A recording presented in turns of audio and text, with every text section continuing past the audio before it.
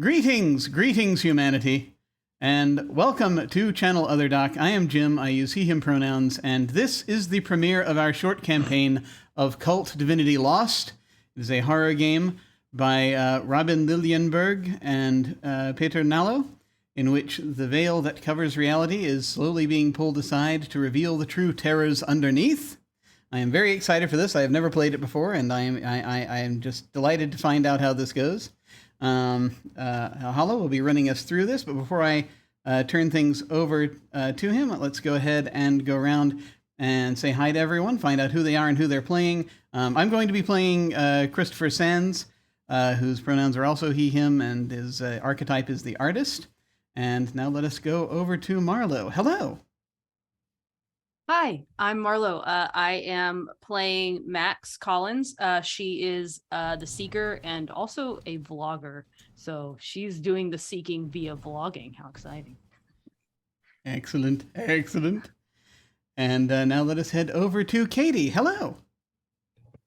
Hi, I'm Katy. I'm going to be playing Valerie Coleman. We both use she, they pronouns, and Valerie is the deceiver. Excellent, excellent.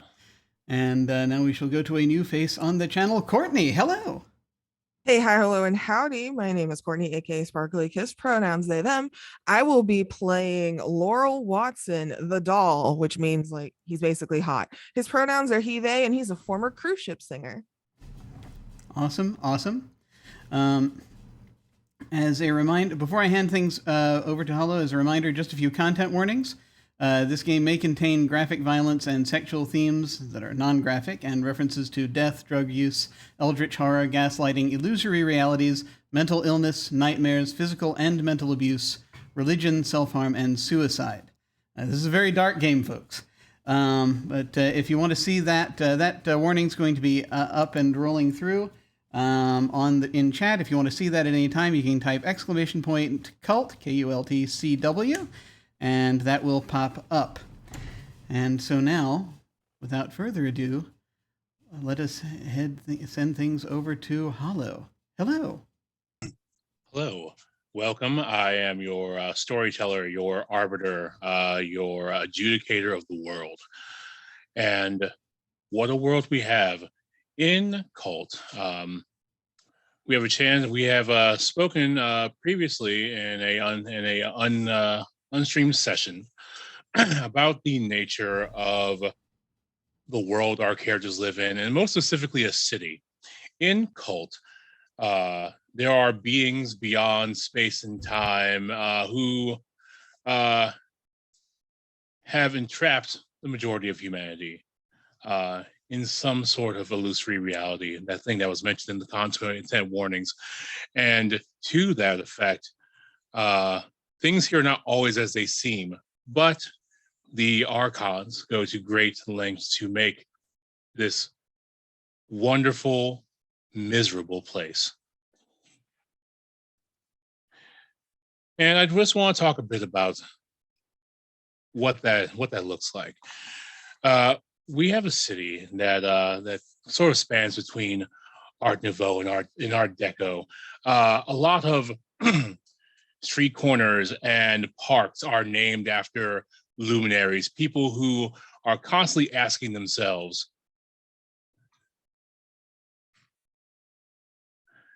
the question, was I a good person? Am I a good king? Am I a good monarch? Am I a good whoever I think I am? And the answer is most assuredly, probably not. But they want to be remembered as such. So on street corners, there are statues, there are plaques, there are masks. There is a building, much like I believe it was the Chicago Tribune. The Tribune building, yes. Yes, the Tribune building. And on that building is a set of masks.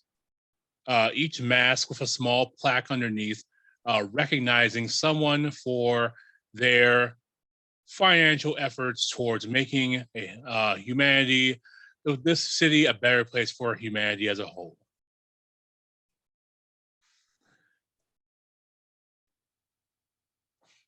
And to that, the city It lives, it breathes, but it also oppresses.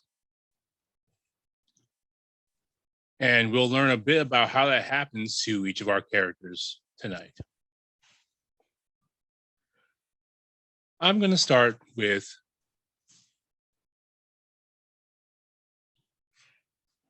who to start with. Just so you know, I want to start with the doll. And I'm going to ask the doll a question from this character builder question for your tabletop character by Jenny D. Are you a morning person or a night owl? Definitely a morning person who had to shift their life to being a night owl. As a former like cruise performer and singing at dinners and late night clubs and evenings and events being the only gigs that Laurel could ever get, he had to change the way he operates his day-to-day life to be more alert at night. But really, he enjoys the sunshine. He likes the morning dew and just how quiet and pale blue things are. Kind of resents the night. And since you are a night owl, it's probably nighttime for you right now. Where are you now? All right. Laurel is sat at home. I am at home. I am in a shitty little apartment trying to keep things going, keep things low key. I've got folks that don't like me that are always out to get like on the lookout. And the best way to evade them is to always be moving. Month to month rent only, no long-term leases, cash only. So keeping everything pretty bare bones, pretty minimum. Taking care of a plant right now. As you are sitting in your crappy basement apartment, there's a smell that creeps under your door as it rolls through and the tendrils of stink crest about your nose. You are then greeted by a rather surly knock on your door. Just gonna turn off my lamp, close the curtains, and hope to God they think I'm not there, and just slowly scoot back from where I am planting and dealing with a succulent and slither to the back of my apartment. Not in the mood for guests today, and usually never in the mood for guests. If anyone comes over, they text me first. This is unusual. Things have been rough lately and they've been really stressful, and you think the succulent has been comforting you, but gently, as it gently rubs on your finger. Maybe. And again, boom, boom, boom. Hey, hey. You know, if you're not down here, don't be a corpse in the morning. The sewage is backed up. All right. Thanks for the notice. I appreciate it. And you slowly hear someone shuffling away. Immediately pull up my phone and start looking for a new place. I hate when they knock. I tell them to leave me alone. I'll come to them. I figured that's what was up because it's been stinking in this place for a week or two, and he only just now is addressing it. Yeah, it's gotten new place. Yeah, it's gotten really bad tonight. There's definitely no monoxide, carbon monoxide warning, like equipment down here. I think he's probably just doing his due diligence to make sure that, if you wake up dead, it definitely wasn't on them. Fair. And then Laurel's going to take a nice seat, load up some videos to watch, and order something to eat because the stove doesn't work here either. The fridge is barely on, and he's going to find somewhere else new to live while waiting on his delivery. All right. Your delivery.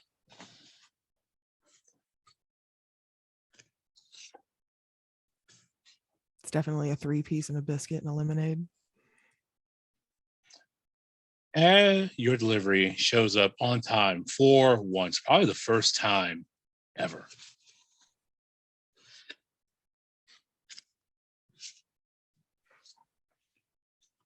And you've got your 3-piece and your biscuits with the right drink even. Exceptional service tonight.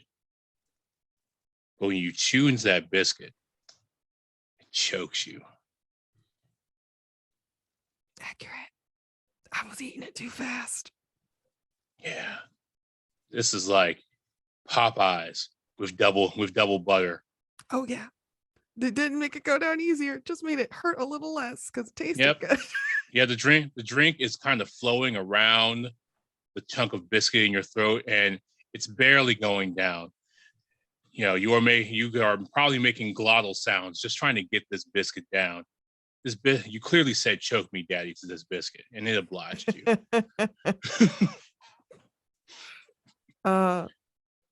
Always punished. Always punished for daddies.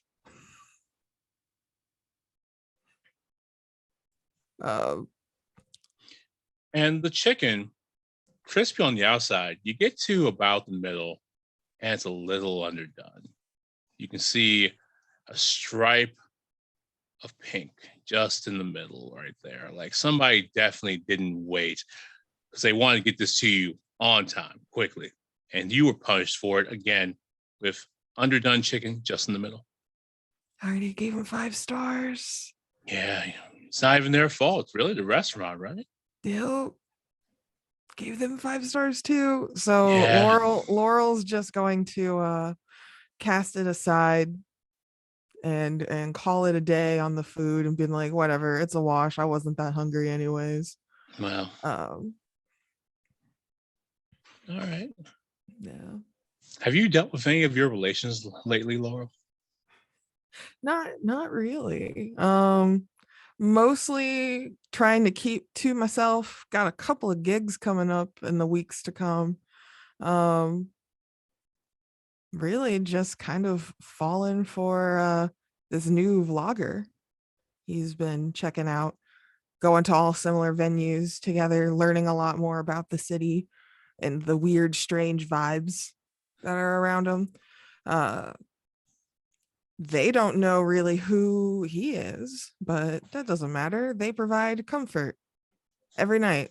So loading up Maxine's streams and live shows. Pretty much the only friend Laurel has in his everyday. You know, Laurel, it seems like they've got a flash meetup tonight. Like they're in town tonight and they're inviting everybody to, you know, come onto the vlog, show who the true fans are. Gonna go through and see what I've got because I just now read about this. Make sure my clothes pass the sniff test. Apologies to anyone who's in close proximity. You'd be thinking It could use a little Febreze, but I mean, just a hint, just a soupçon of Febreze. That part of the town they're in isn't the best either, so maybe I'll blend in and say hello. Checks his face. Laurel's got kind of sad eyes, but has like that comforting best friend appearance that's like very trusting. When you look at him, he's like a slightly bigger guy, but very handsome, gentle. Yeah. So a lot of the time people seem to approach you and are your best friend and you don't understand why all the time. Oh yeah. They tell you their problems. Whether you're interested, I'll leave that up to you to decide. But so many secrets told at the gas station waiting in line. I'll always provide a gentle ear, but I'm not really going to remember that because you're not going to remember me after this either. So with that in mind, he's going to take his keys. He's going to boop the succulent for luck. And then the succulent just boops back. Oh, thank you, Hans. Thank you. Yeah.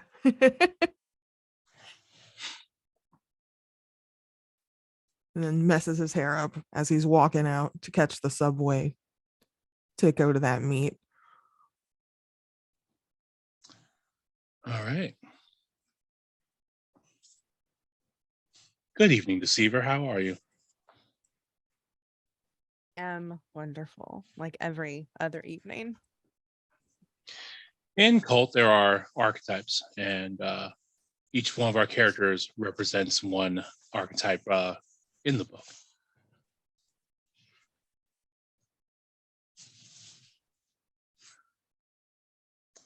So, have you had a chance to speak with any of your relations lately? Not unless they have come looking for me. Valerie does not go out of her way to keep relations up. She, on purpose, sticks to herself and sort of lives the sort of life she wants others to see, and only sort of shows other people what she wants others to see.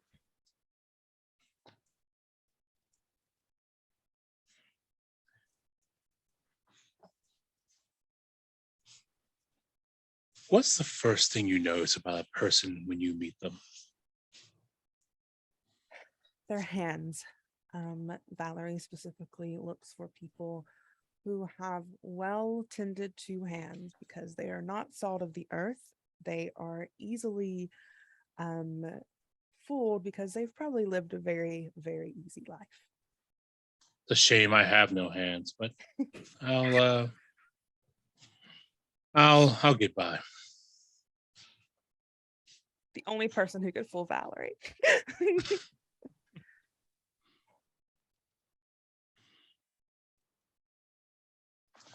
And where are you, Valerie? I am in my penthouse apartment, well above the rest of the city. This apartment technically isn't mine. I didn't pay for it, but I'm here and I'm enjoying it.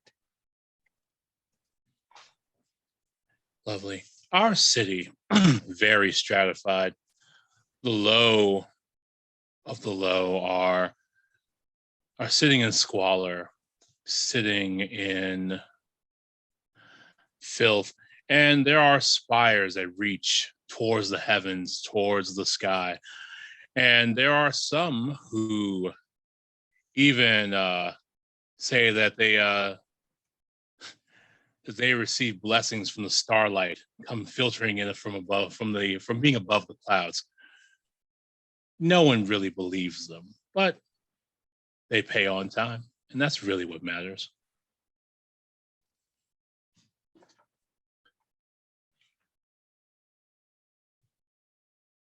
So, what's your agenda for tonight? I think Valerie has a rather empty schedule. She tends not to make plans that she doesn't plan ahead for things. She is much a, if it happens, it happens. She'll show up. But I think she has heard word or at least some sort of whisperings of Max's little event, and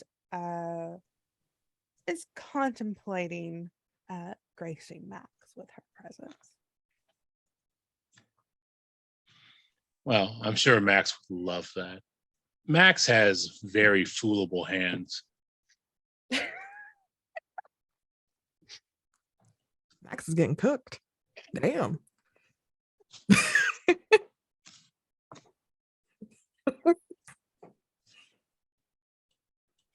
In fact, you've been sending messages back and forth with Max for a while, and that's why they're here in town. They made a connection with you. They feel there's something special. They want you to come out. And Valerie is doing everything in their power to make sure Max fully believes that there is something special there. Max tells you with great gusto about how they can feel it. They can feel the connection. They know the stars are right. And that, and ad nauseum, how they are a superlative empath.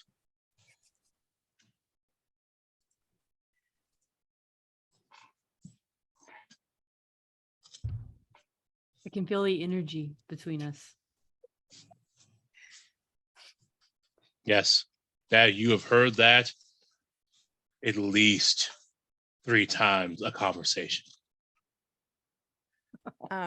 Valerie has usually not a believer in vibes or astrology or the stars or anything, has fully leaned into this. Max is all vibes. No rocks, all vibes. All vibes, all the time.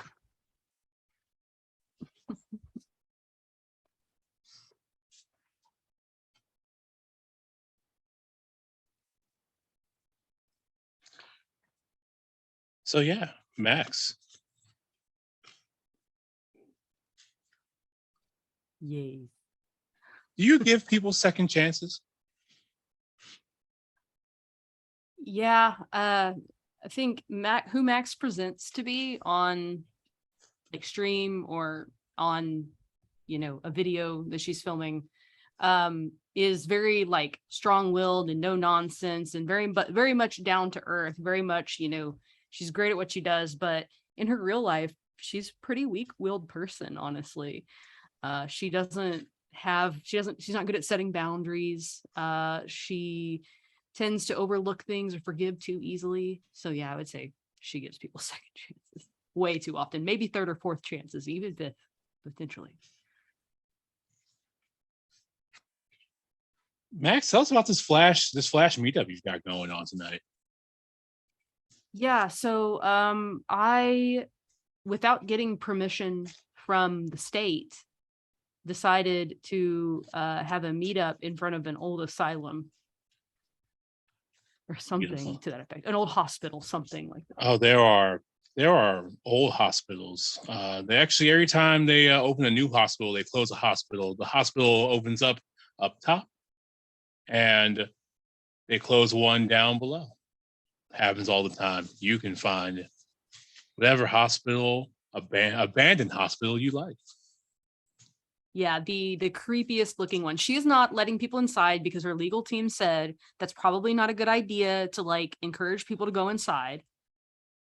And she's getting people who come in the door to like agree. They have to check a box that they're signing a waiver, right? So she's not liable. Who wrote that waiver, Max? I imagine Max has a really jerk lawyer who is really in it for the money, like, and does not really care that much about Max or what she's doing or her mission or anything like that.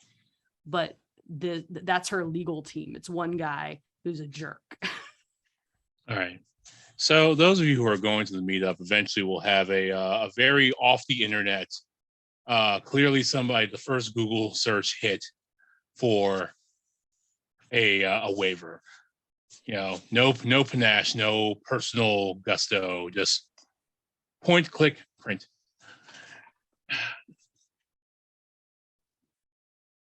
Perfect. So, Christopher, the artist. Yes.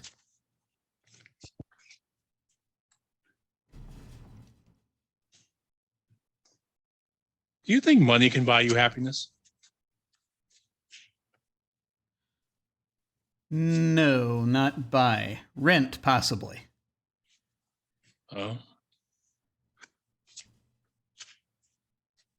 But have you rented some happiness lately?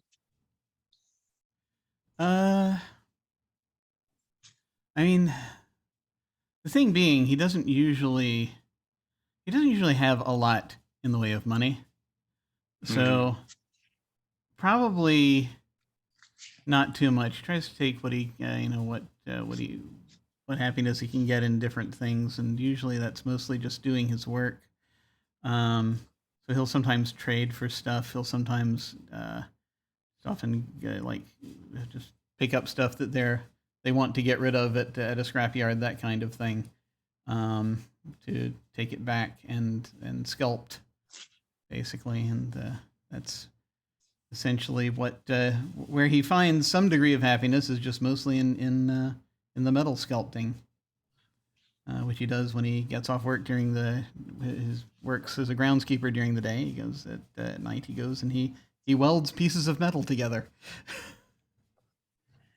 and so that's where his main happiness might come from.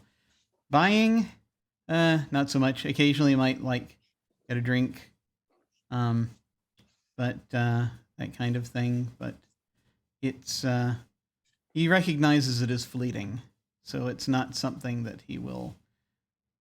The money the money thing isn't something that he spending money isn't something he indulges in that often necessarily. Sometimes when he's with a particular someone, he might feel pressure to then.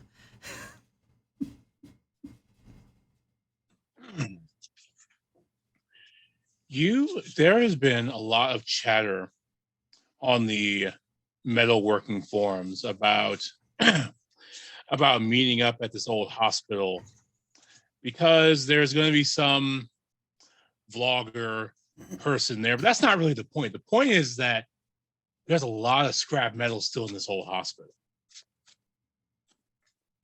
and if people are just going to be inside, that's great cover to get your hands on some choice stuff, some choice pieces even.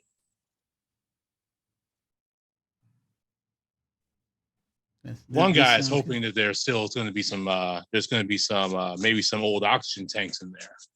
Ooh. We'll definitely have to check that out then.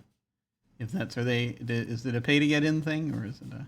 No, there's this Max person and they just like, they're just making people sign crappy waivers, man. You just get on in, like. I know Max. Yeah.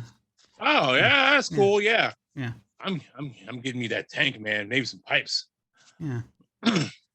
I will seeing that I'm gonna probably send a message to the special someone to see if they would like to go to this thing that I'm going to be going to. Yeah, man. I'm gonna bring a wheelbarrow, and it's not gonna be weird, man. It's gonna walking on in.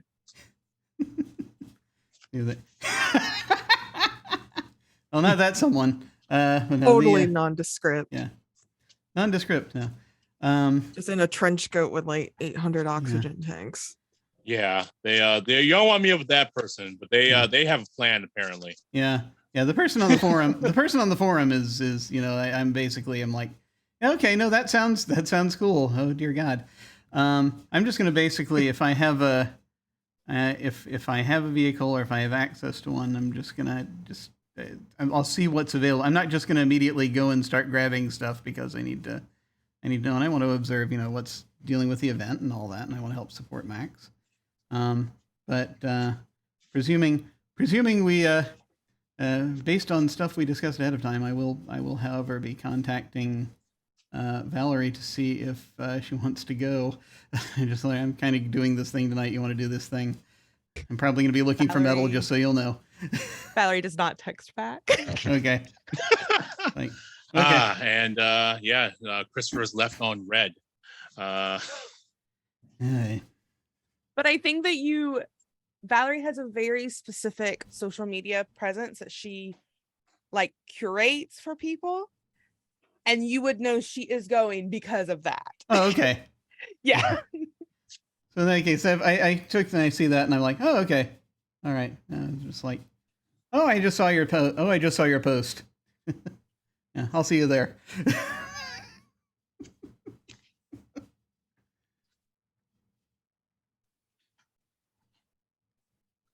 Well, Max, looks like this thing is going off without a hitch. I mean, you're here at Our Lady of Grace Hospital. The sign is in some level of disrepair on the outer door of the emergency room.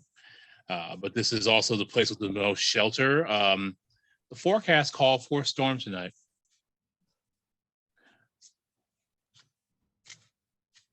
A storm.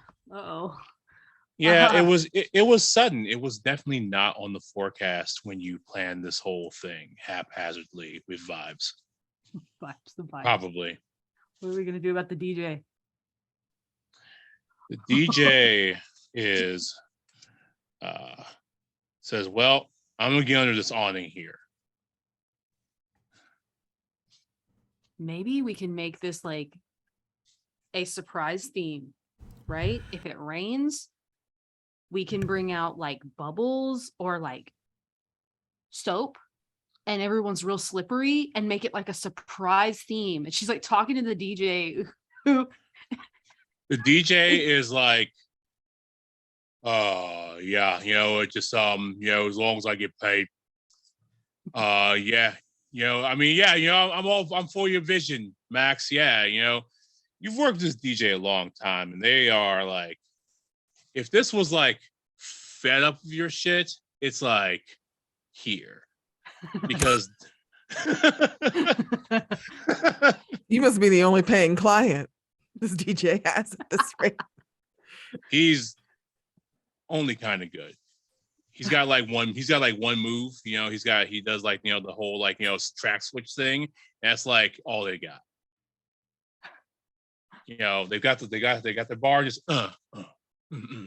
That's it. Their only move whatsoever. Just crossfading rapidly. Yes, that's it. Yeah, I think Max has a small team of people she works with to create videos and editors, and she had a cameraman. He's not here. So she turns around looking for him. She's like, oh hell, forgot he's not here. And then she sees one of these people, I guess like an assistant of some kind or something like that. Yeah. Oh. Yeah. You're an assistant is here. They are trying to load an old Super 8 camera they found at a thrift shop today. Okay, so here, that's really cool. But here's what we got to do. So we need super soakers. We need Dawn dish soap. That's what we need. Okay. They have their hands in a dark bag, and like they're trying to be cool, but they've been trying to impress one of your other assistants because your other assistant is really into like old films. And this assistant is like, I'm going to totally impress them. They've been practicing for like a week trying to load this camera in a dark bag, and they lose the entire thread when you ask them to go and get all this stuff, and they're just like, yeah, sure, yeah, okay, Max, yeah, Dawn dish soap, and okay, got it. All right, go right now.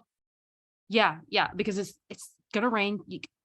I'm pretty sure it's gonna rain, and we've got to make this work. This has got to work. It's got to be just a phenomenal party. Okay, it cannot fail. Sure, yeah, I'm all about it. I'm all about it. Cool. We got this. As they are walking away, you can swear you see something chasing after them, and then it vanishes.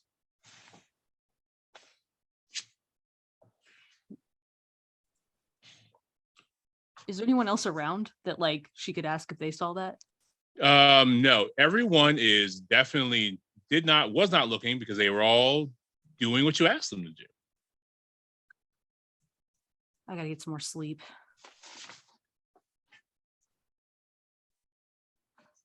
Yeah, it's like a shadow, maybe something. Yeah, it just seemed weird. But Yeah, I think Max is totally attributing that to the fact that she's been anxiously not sleeping in the days leading up to this party because she is very concerned it's not going to be cool enough for Valerie. She has no idea. She's not a good planner, honestly. Like she can plan videos all day long, but like planning events for people, like let's hope this is not the next Firefest because this is terrible. There's already a sandwich with expired lettuce. There's already a blogger who's already written the article next Firefest, like question mark about your event before it's even happened. She really should have hired a like promotion company or somebody to like help plan this because she really didn't like plan it very well. Well, there's always next time if this doesn't blow up, right? Yeah, next time. Hmm.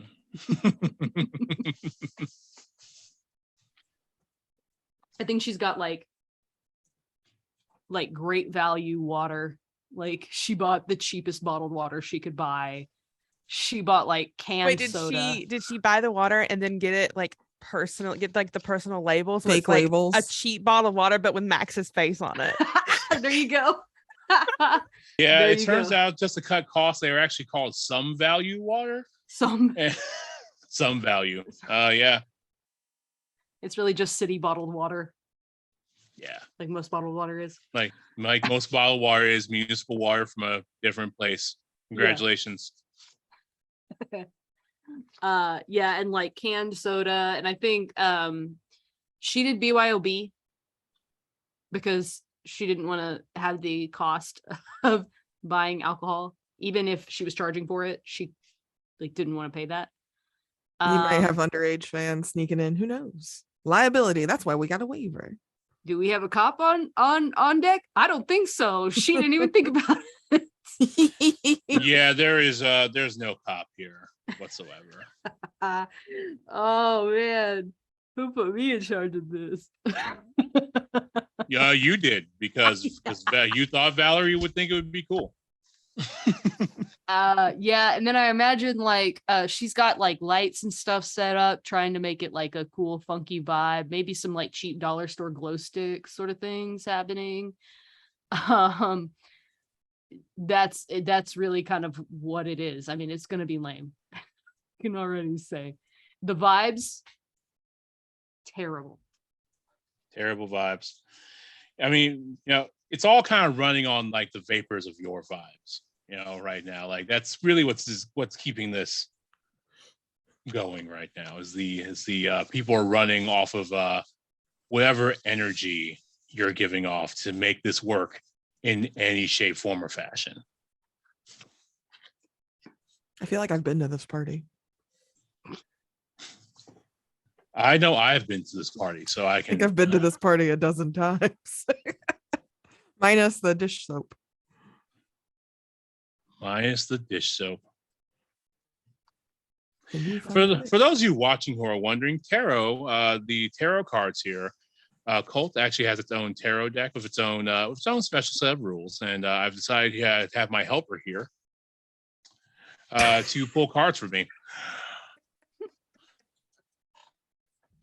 Really funny to me this entire time. I'm never gonna recover.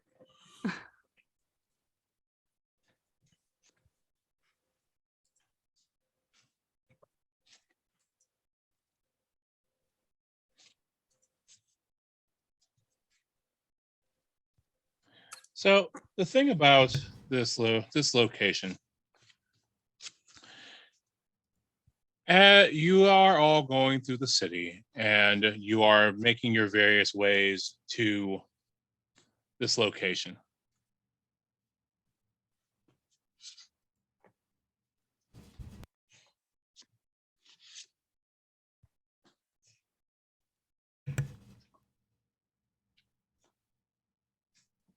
I don't know what those mean, but I'm assuming this is very bad. Well, it's only kind of weird, that's all. So as you are walking through the city, Laurel, you are nearly run over by a motorcycle.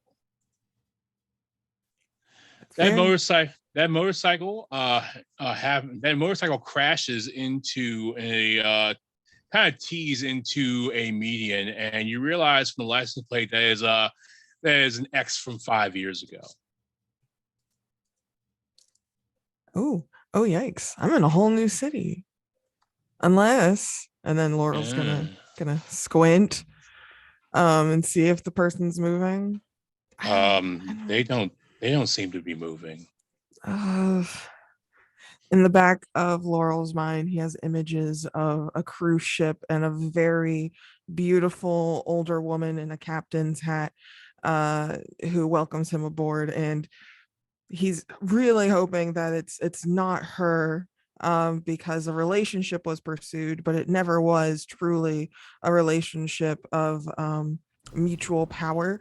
if you will. So he's a little anxious. It could be her or someone tied to her because those digits are familiar. They Those, have those they're the tiny vanity plates. The only absurd people get vanity plates for their motorcycle.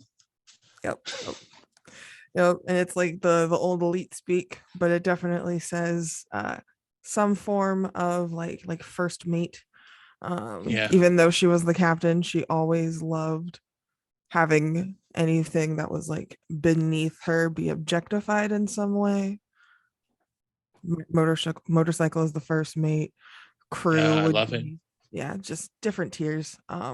So Laurel's heart is racing, but he's gonna take a peek anyways at this person, under the guise of seeing if they're okay, just to make You sure it's are not them. you are greeted by clouded eyes under a helmet. There is no spark behind them. And then just gonna, I was on my phone anyways. That's how they almost hit me, right? I'm looking the directions, keeping my head down, trying to be and nondescript. they It's just time to call for help. okay. Yeah. Because maybe I'm misreading this. I've never seen a dead body in the wild before. So 911. Christopher, you're pretty sure that you see the wheel, the single wheel of a wheelbarrow, kind of almost waving at you as it turns from a ditch on the side of the road as you are making your way to the meetup at the hospital. Yeah. Do I know the name of the person who I suspect owns the wheelbarrow? Well, their username on Totally Not Reddit was acetylene442.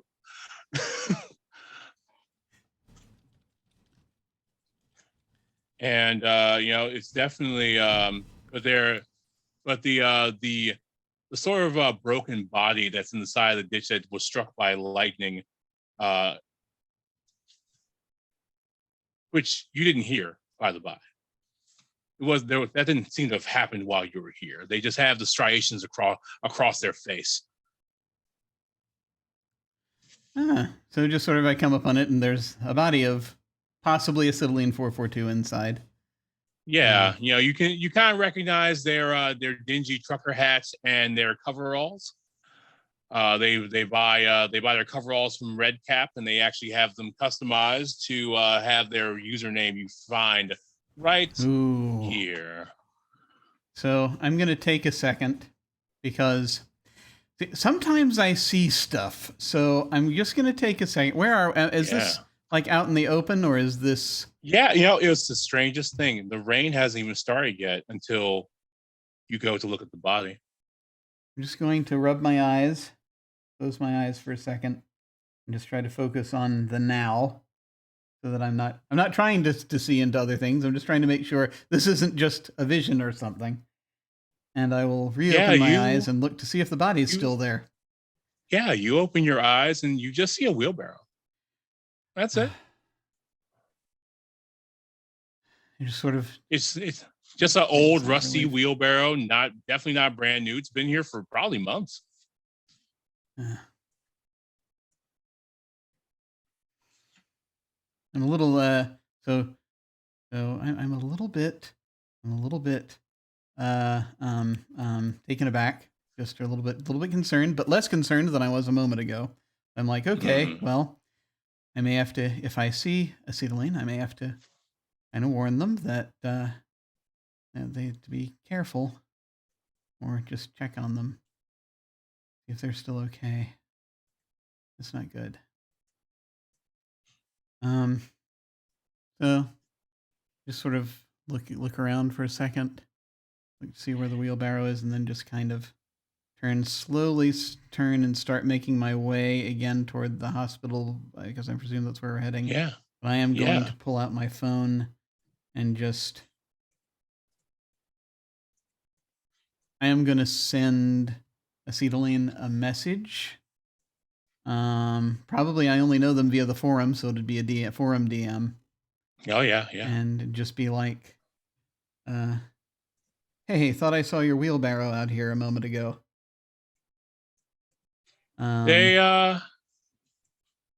don't reply. Yeah. I'll just like, okay.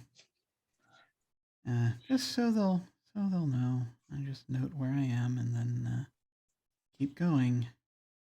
As you walk away, the wind blows and the creaky, rusty wheel on the wheelbarrow turns just a bit, and you almost hear the word as you are walking away. Yeah, he's a little bit shaken by that, and he's just like, great. Now is the perfect time for this to start up. Wonderful. Yeah. Gonna need to work some of this out tonight afterward if I can. Okay. Yeah. Just keep going. Valerie, the social media manager sends you a text and says that the server's down for your site. I think Valerie is sitting in her very lush living room waiting for the car to show up because she's not walking or taking public transportation. Oh yeah, That's beneath her. Absolutely not. That's for normal people. That's for the poors. Yeah, absolutely not. You just get a call in your plush living room as you get a call, not even a call, a text. Because why would you even accept a call? It's a text from your social media manager saying that your site's down. Because Valerie isn't like technologically inclined, I think she does check the site herself, be like, oh, let me just like double check this. So she does like navigate on her, phone browser to the site to see what's going up if it is indeed down. You get a GIF of you falling. Like in a replaying GIF or like yeah, where I'm like dying. No, you never hit bottom. It's just you're falling, and then it repeats, and then you're falling, and then your site's back up. Like it's like your actual site loads, and then like it's fine. Yeah. Yes. Question: is the falling something that you've done before? Is this like fan art? Is this like from a building falling down some stairs? I'm trying to fall on purpose. Like or is it an actual fall? No, it's definitely an indefinite GIF of Valerie falling, and it seems very real. No cartoons, no. I mean, maybe it's a deep fake, but maybe it's a deep fake. That's gotta be. It's a deep I think that's probably where Valerie's mind goes, and she quickly texts back her social media manager, and it's just like, it looks fine to me. Maybe you should check for what is it, a DDoS attack or something. I don't know. Yeah. So I'm so sorry. I'm gonna talk to the domain manager right. I'm talking to them right now. Yeah, Valerie just sends back a probably like the most generic, just smiling emoji. Ooh, that's the worst. That's the worst I need emoji. her to even type out a response. That's the worst emoji because you never mean anything. Oh no. And I think that at some point Valerie navigates to like Max's live feed, because Valerie is trying to make it a like not even just arriving fashionably late. Valerie is like pinpointing the time she needs to arrive to make the most eyes on her, if that makes sense. All right. So you're kind of getting the live feed. Tell us what you're seeing on the live feed. It's just started drizzling, but you're in the awning. Your assistant has returned. They actually ended up busting up their hand because they saw a special on pavilion tents, and they decided to get a bunch of them. They slipped and tripped trying to get them all back to you, but they're back. Wow. Hey, whatever I'm paying you, I should start paying you more. This is wonderful. I know you wanted to do the bubble thing, but I thought that if more people could be safe, and just under the rain and dry, then maybe it would I just want what everybody wants, and as they are also looking to your assistant, trying to seem cool with their like wrapped up, busted up hand. You have saved the vibes tonight. I saved the vibes. Oh my, yes. Yeah, Max is very happy with this. She starts directing people to start getting things put up, and I think she's helping too. I don't think she's just pointing her fingers and getting people to do things. She's also kind of helping set up and facilitate and trying to avoid any people who have already started to show up. I imagine if she's got a big enough following, people are already like trying to come over and talk to her and stuff, and she's like, "Oh, hi, hold on," trying to be sweet and nice, but like irritating. All right.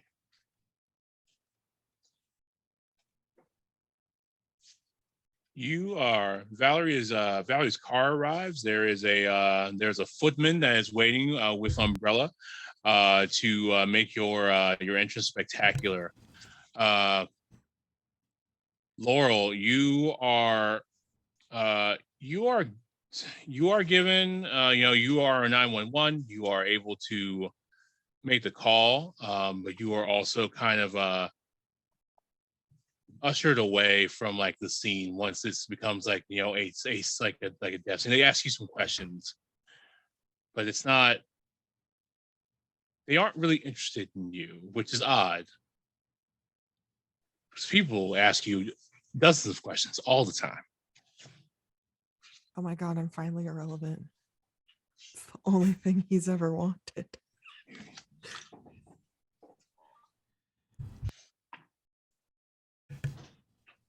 You are irrelevant in this one moment. Savor it. Bless. Sounds like a threat. Very ominous. My kingdom to never be perceived.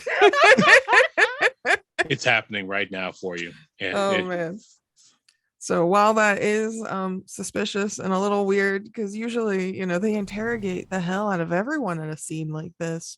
Yeah. Do they even tell me that this person is dead, or do they just go, we'll handle it? They tell you we'll handle it. Oh, that's okay. All right. Well, I've got places to go and people to see. So thank you. And then run off because they don't need my contact info. I'm just a random, and I'm gonna hope to God that's not somebody I knew previously. Yeah. On the street, as you are walking away, you're ushered away. Definitely walking a little faster than I was earlier. Yeah, you trip slightly and you see a scuffed captain's hat on the ground. And he's just gonna kick it and do like a little faster walk. I just pretend maybe it was like a costume. People dress up like that all the time at parties. I've been to a few college parties and people just be wearing dumb shit. So he's just gonna assume this is in his head. His phone is now in his pocket. His hands are now out of his pockets, and he's going at a much faster pace. He just wants to get there, beginning to regret his decision. I could have stayed home. I've got stuff to watch. I've got so many things. I could get a new apartment. I'm pretty comfortable financially. I don't really have to work that much right now. I just can't have a bank account, nobody can track it. And he's thinking this all really fast. I could go to a new city, but nah, that's probably just a party hat. That's probably just a costume. I'll probably run up on some beads or some foam or some other bullshit that people do at these parties. I don't know, not realizing that that's kind of what Max is planning for their party. So it's got to be just a thing. It's end of summer, it's late. It's got to just be some bullshit party as I like walk past a couple of loud bars that are bullshit parties. Absolutely. Just, there are loud bars. The group of you don't see anything else odd on your way, but I do want to know, what is your entrance like? We'll take it from Christopher. How do you arrive to this tented pavilion, tent pavilion, hospital shut down hospital flash mob party vibes thing. Well, I'm until the incident with the wheelbarrow, I was actually a little excited for Max and for the and to see what it was they were going to come up with. Now I'm just sort of a little tense, but still trying to put forth the public face as he does at all such events where it's like, well, going to a public event, bring your business cards. So in case anyone wants a sculpture at some point. And so it's like outside, he's like, okay. And he'll then just sort of smile and step in. And so he's not gonna, he's generally unassuming as a person. He's not usually big on grand entrances per se. He can so he'll just kind of step in and just sort of politely nod to anyone at the door. And is this like a public event or a pay event or something, or just Max, are you making them pay? Are you making them pay for the vibes tonight? No, I think this is all promotional, like for her channel, so she can she's just writing off the expenses as a business expense and just trying to do something wild and crazy to get the views. Yeah, he'll just nod and smile to folks coming in at the door, just kind of sort of wave at anyone he knows, and just sort of and he'll just be looking around for people he knows at this point. That's usually his first move, and so that before he starts fully trying to go into networking mode, which he's not going to do as quickly as he does when he goes to some parties because he's still a little rattled. So right now he's just looking for the comfort of fellow people, what he knows. Okay.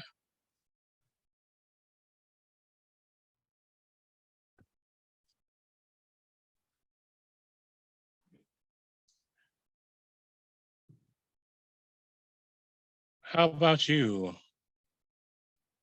Valerie? So I definitely think Valerie shows up a little later. Definitely over the top. It is a town car that shows up. Oh, the door is opened for her and she steps out. Does take the umbrella from the driver, offering it to her. And I think she is dressed very inappropriately.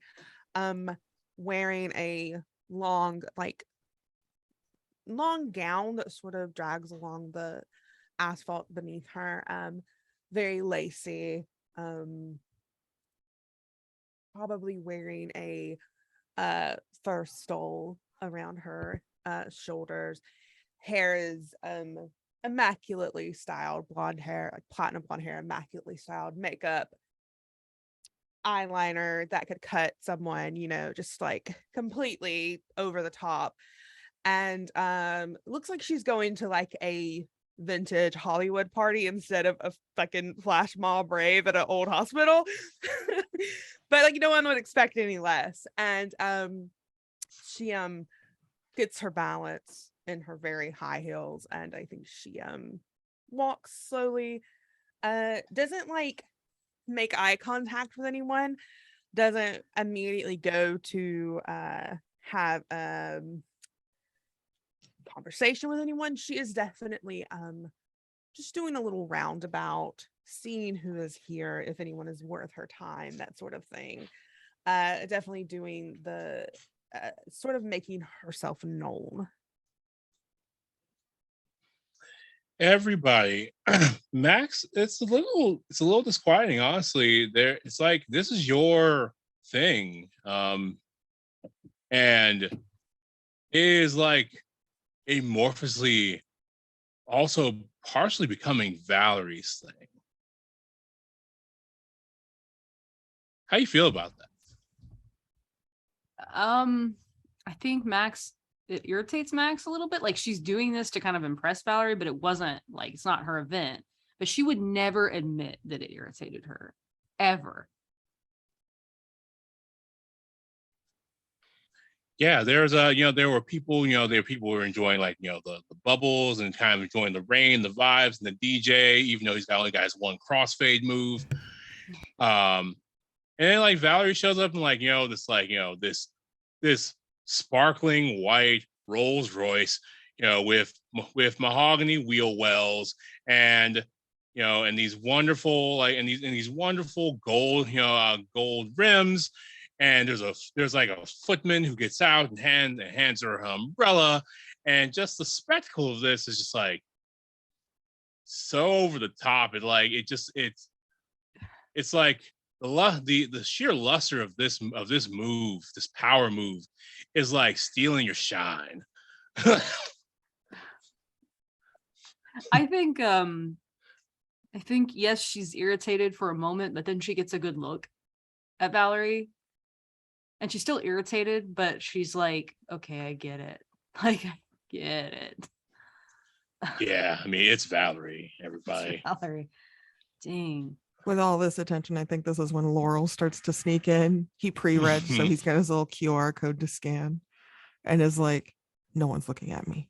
Choice. Yeah, everybody is looking at Valerie. And there's one other like vlogger here who's trying to catch like some residual vibes. They're also trying to get a picture of Max's face on Valerie's arrival. Like, not you being stream sniped. Yeah. Only being stream sniped. Sorry, that's really funny.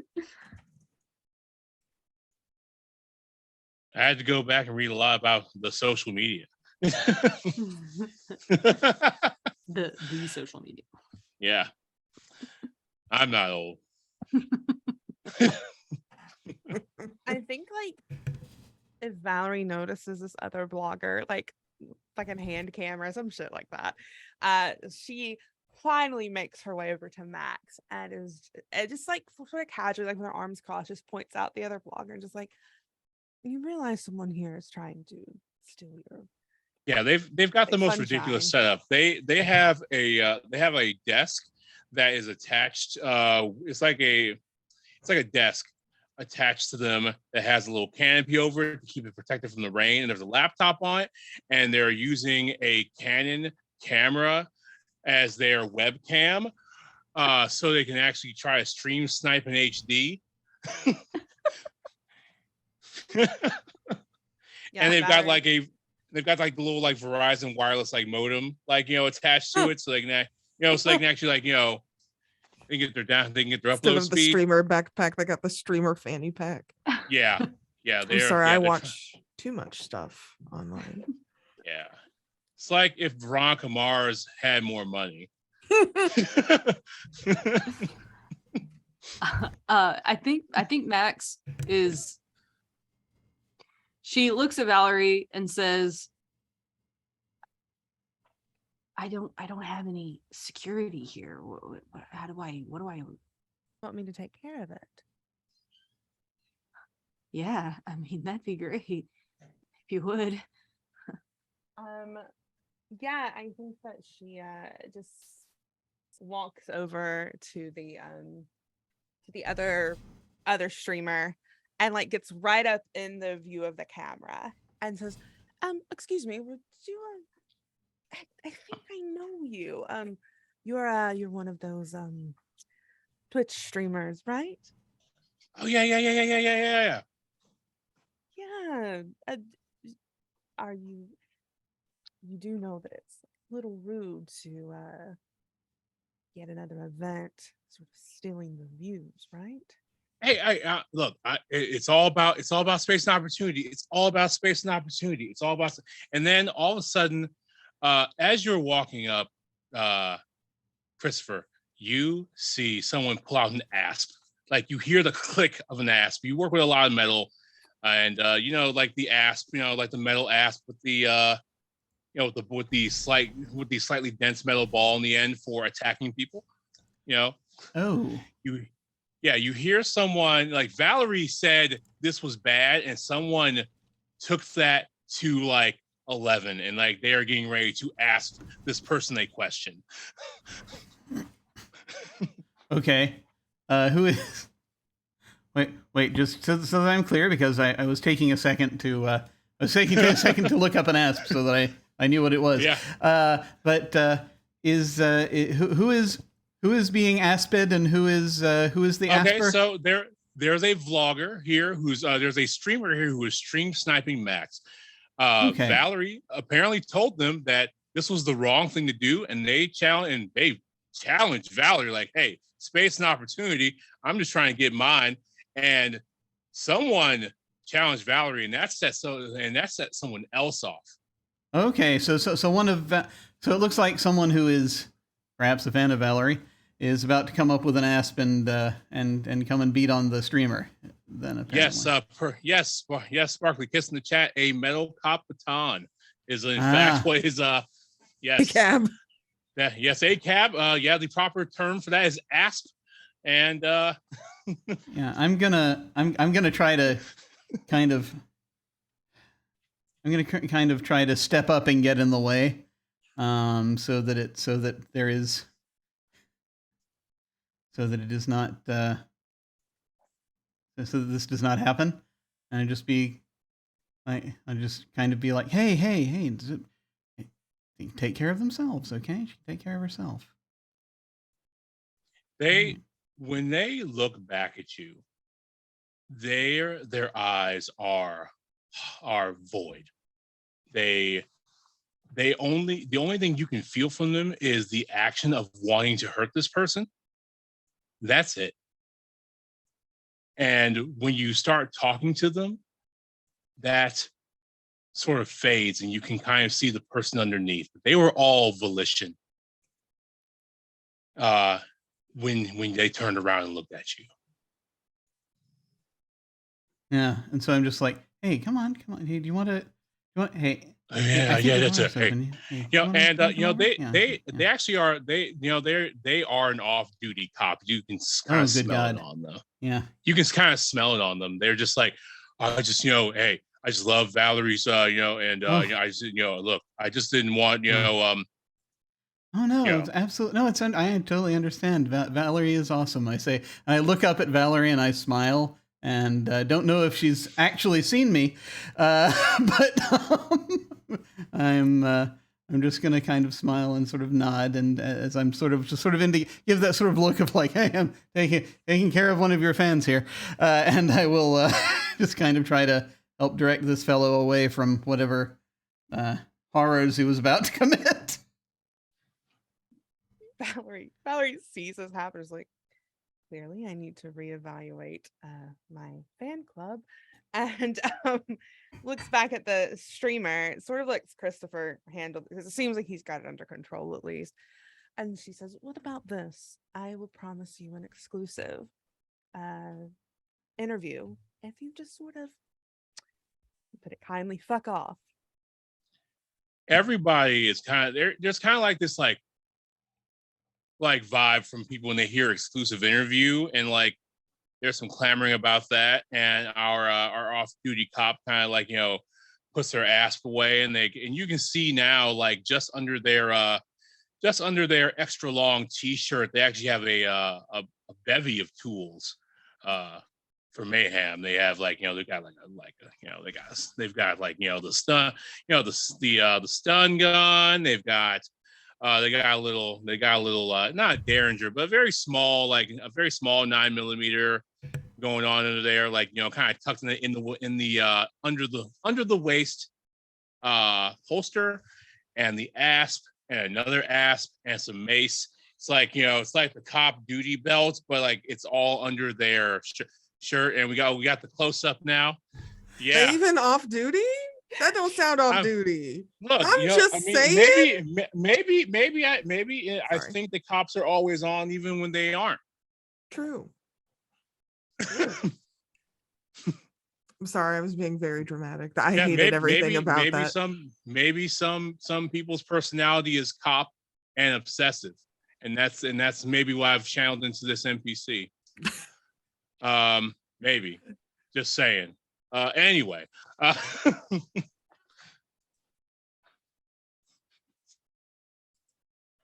Like that all So, looks yeah. really dramatic to witness, but I feel like Laurel's watching this and is like, damn, oh, that's Max. Oh shit, that's Max. Oh, that's Maxine Call, and then glances and realizes he recognizes Valerie as a woman who's been at one of the parties he performed at. And she's incredibly sexy in a way that's off-putting and Way to intimidating. describe her. It's borderline ethereal and a little eerie. You ever Valerie see people might that be are an that elf. We're gorgeous not where they sure. don't look human? Yeah. Kind of like the elves in like what, season 3 of The Magicians, where they're just like really pale and really creepy, like that type of hot. And Laurel recognizes her for being someone who is very good at convincing people what to do for her, and also recognizes that she's very, very capable. So a little intimidated seeing her defend Max so ferociously, because he's projected all of these crushed feelings, and he's like, well, maybe they're not that close. And he's just like a little anxious, and then glances and sees Christopher and is like, oh shit, I recognize that guy too.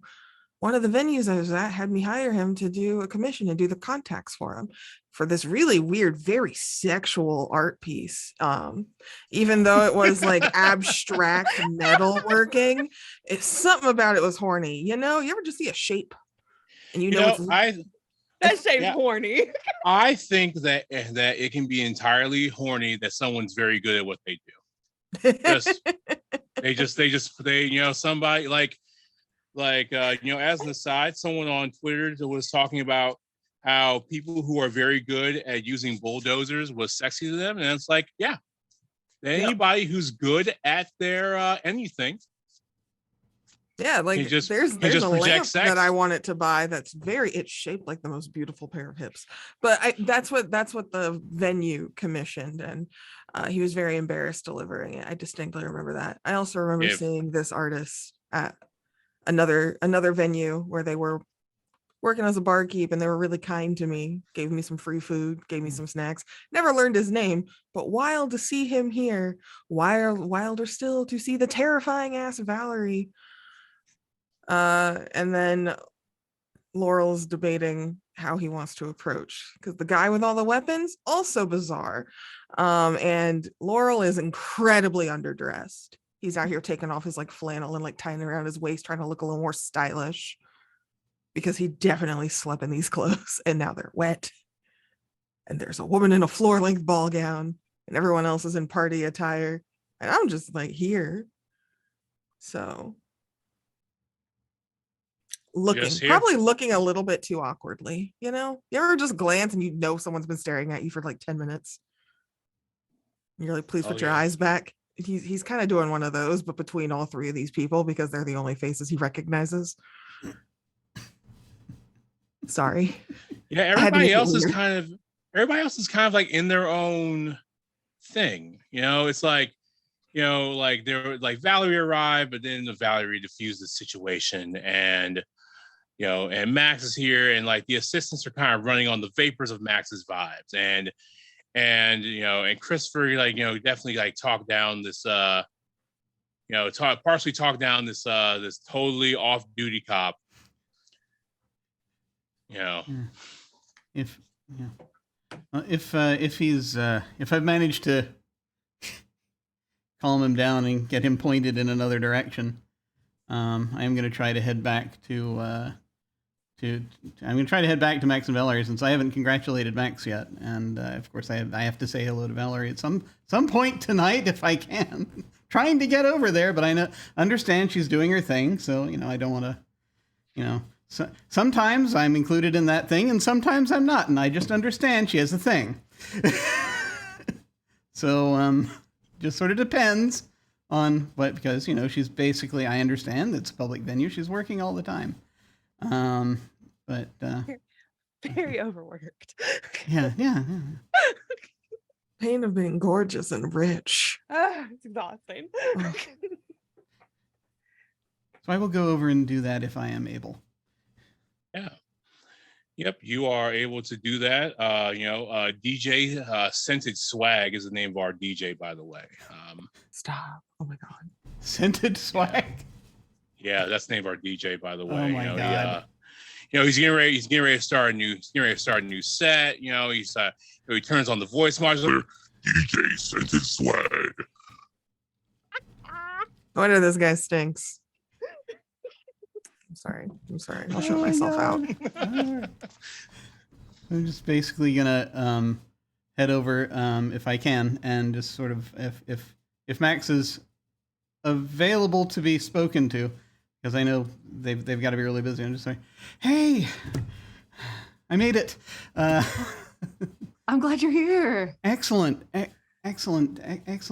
so far of this event. This looks like this is really hopping. You've got quite a few folks here. This is great. I was worried about the vibes for a little bit, Yeah, well, but I think it turned out all right. Yeah, sometimes people are just people, And he will, if Valor is still standing there, he will just sort of say, hello. Have I managed to get, was my little promise of an interview enough to get Yes. the streamer to fuck off? Yes, this streamer definitely will Okay. fuck off, because like an exclusive review is worth its weight in gold. So they'll leave. They'll like leave. Love that one of Now- my traits is a compulsive liar. Yeah. Yeah, they it's like, man, but they believe, they're like, I'm gonna get it. I'm gonna get the exclusive. I'm gonna do it. It's gonna be me. Yeah, when she's also has made her way back to Max, just grabbing Okay. with Max, and when she sees Christopher, she just gives him a very polite smile, because she's in a position right now. Okay. She just says, You- "It's good to see you." Hey, you Didn't think okay? this was. I'm fine. I wasn't worried for a moment. Great. This doesn't seem like your sort of venue. Oh, yeah, well, no. Do you know Max? I say, just sort of pointing to. We have What are you doing? we're very acquainted, actually. Yeah, no. At the invite, sometimes we kind of do some. Max kind of does some ad stuff for the sculptures and stuff sometimes. Sometimes And, if I find a weird piece of metal, I give it to him too. yeah, no, it's great. It's great. Scented Swag. Oh, holy crap! How'd you get swag? Who is Swag? Oh, You know, I didn't expect to see. I thought he'd gone into retirement, but apparently so somehow you managed to swing getting him. That's very impressive. yeah, I think I don't know if he retired for a reason, but he's around, and his prices are not too bad, and we vibe. So Sort of a nostalgia thing, then. I do think the music he's playing is as old as his hip, so hey, he did retro, right? That's a thing. It's a vibe. He definitely takes it back to like 2004 with some chopped and screwed tracks, just like That's a very specific deep cut. yeah. It's just it's very specific. I remember 2004 very well, unfortunately. are we like touring the hospital, Max? Is this like a haunted house type thing, or are we just standing out in the rain? I'm not legally allowed to say that we're doing any tours. I'm not allowed to tell people that they could go inside. But they I will can go say, inside. the doors are not locked. Hmm. Interesting. I just sort of like that's nice to know.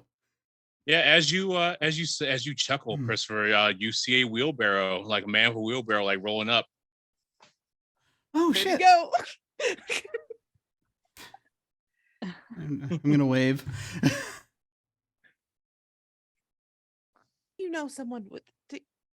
Why is someone here with a wheelbarrow? I think that's somebody from the middle forum. I think that's Acetyl Lane. think that's acetylene I don't 442. understand any of the words you just said, although they did form a sentence. I know them alright. online. Okay, that I'm gonna. Are we? I'll be around here if we want to. If you want to hook up later or anything, I'm gonna go and just see if I'm gonna go see how they're doing, because there was a thing earlier. I sent a message and there was kind of got a weird sort of notice of something. all right. I'll be back around. I'll be Yeah. around. Yeah, Okay, cool. they're walking through, smile on their face. They finger guns. There you DJ sent his swag. Yeah. Thank you, hands. Thank you, hands. Now that she's alone with Max, I think she just takes a little step closer. I'm just like, I think this is very successful. I think you did a wonderful job. Thanks. It came together. Well, I Yeah. made sure to support it on my public social. So maybe I'm sure more people will be showing up here in a little bit. Thanks. That means a lot, actually. Yes, of course.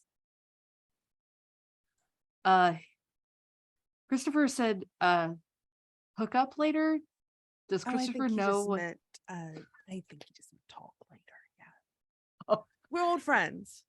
Oh, okay. I mean, not that it mattered. I just seems like a weird place to hook up if you're gonna hook up, I don't know. I'm up for a lot of things. Yeah. Yeah, me too. Do you want to take a walk? A non maybe around the grounds. You don't have to go inside or anything. It's not legally, we're not legally allowed to. I'm always breaking into weird places, so if you want to go inside, I can take you inside. Oh, that's an interesting trait to have. Okay, all right. Let's break into a weird old abandoned hospital then. I don't think I'm exactly dressed, but you know what? And I think, like, very out of character for Valerie, leans over and takes her heels off and loses like a good 5 or 6 inches of height. And she's like, all right, I'm ready. Neat. Rad, let's do it. All right. Yeah, she's gonna lead her in. Instead of going in at the front entrance where the main party is, sort of thing, she's gonna Sure. take it around to like a different entrance so people don't see them go inside, just because she knows that if both of them go inside within sight of people, they will get no peace. I actually would like you to let's see here. Just gonna take a quick check. Let's see how well you are, how good you are at getting away from the crowd. Okay.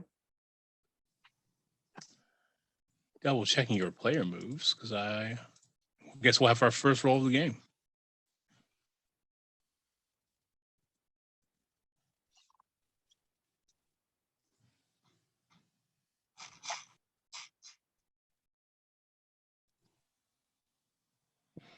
Remind me what we roll again. It's a 2d10. Let's see here. Ooh. 10 and a 5.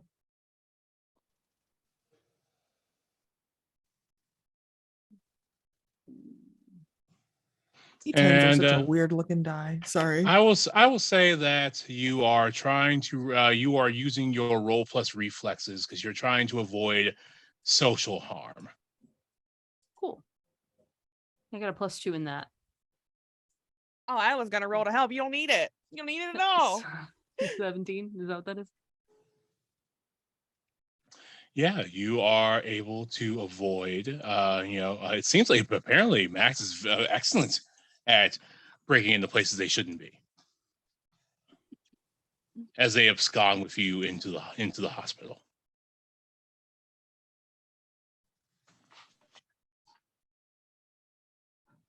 So yeah, this hospital's pretty I mean, I don't know if it's unremarkable, right? All hospitals kind of have that bad like energy, right? But like there's a lot of hospitals. I went in one a while back, like up in like upstate New York that like had housed like people that were remnants from like MK Ultra and stuff like that. So I mean, that was pretty cool. This sort of thing, like, I mean, it's cool, and I'm sure some really effed up stuff happened, but like, I mean, I didn't do all the research for it. It was just abandoned and tucked off in a way I didn't think that the cops would show up. Well, I can't say that I'm a big fan of hospitals. But I do love what's the big room where like the people perform the surgeries and the other people watch. I love that room. Like an operation theater? Sorry. Is that what it's called? I think so. Katy genuinely doesn't know. I think they're called operating theaters. No, you had me. Sorry for interjecting. My bad. Yep, you are absolutely correct. The funny thing is about while they've walked away, those of you who are still outside notice that like all the assistants kind of, it's almost like they were running on vibes. Now they're kind of running on E. They're just flagging now that you're gone. That Max is not here. And that's the only reason you notice Max isn't here is because the assistants seem lost and they don't seem to have the same verve without Max here. For those of you who've been left behind in the party. I feel like because Laurel was watching them, Def saw him go, but something about the dude with the ass was like totally out of pocket and out of a typical character for Laurel. He would like to speak with him if he's still there. Yeah, that guy is so out of pocket. He is in his own pocket. Like, yeah. Yeah, I kind of want to get a read on this guy because he just so weird, so quickly. So do you want to do you want to get a read first, or do you want to just talk to them first? Let's try and get a read first before we approach. Sure. So that's what 2d10 plus intuition. Yes, it is. Hoping for the best. 8 plus 6, 14. Intuition plus 1, 15. So some things are very clear, like just watching this guy. This guy has two facets to their personality. One being a cop, but two, a unhealthy obsession with Valerie. It's like the only reason they're here. And she didn't really announce that she was going to be here, right? Like she barely posted about it. Or how did you announce your arrival to this party? Did you like quote retweet it or? Oh yeah, Valerie was 100% supporting Max and like cross posting everywhere and things like that. Yeah, cross posting everywhere. It's like they were here on the ghost of a chance that, because sometimes Valerie doesn't even show up to the places she says she will. Yeah. So like liar. That makes sense. Yeah. So they don't. Yeah, but the chance, the ghost for chance of Valerie being here was enough to get this guy to come out. And you actually notice that since you rolled well for your intuition, they actually have a tattoo of Valerie's social media like logo like on their upper forearm above their black and white American flag tattoo. Oh, yikes. I'm also guessing this person is significantly older than the usual crowd here, right? Yeah, he just looks out of place. They actually are your intuition says they're a little younger. But okay. It's like they've run a million miles on being on their job, and they look used up. Oh, drink water, Jesus. Avoid the sun. Skin care. They are definitely wearing the loose at the bottom, but like very tight at the top, like muscle t-shirt where like he smells like misogyny. Ew. Okay. I know the type. Yeah. Slimy but somehow not wet, Yeah, Ew. slimy but not wet. It's like their entire body is dry shampoo. Ew. I feel like I live in the Midwest. There's loads of these types. I hate it here. Call them wet cigarette men. Accurate. Yeah. Like this person looks like they would smell like a pack of Marlos. or eat them. or eat them. Yeah. Okay. So that covers most of what I wanted to know about like what his intentions were. So he's a turbo creepy mega fan. Yep.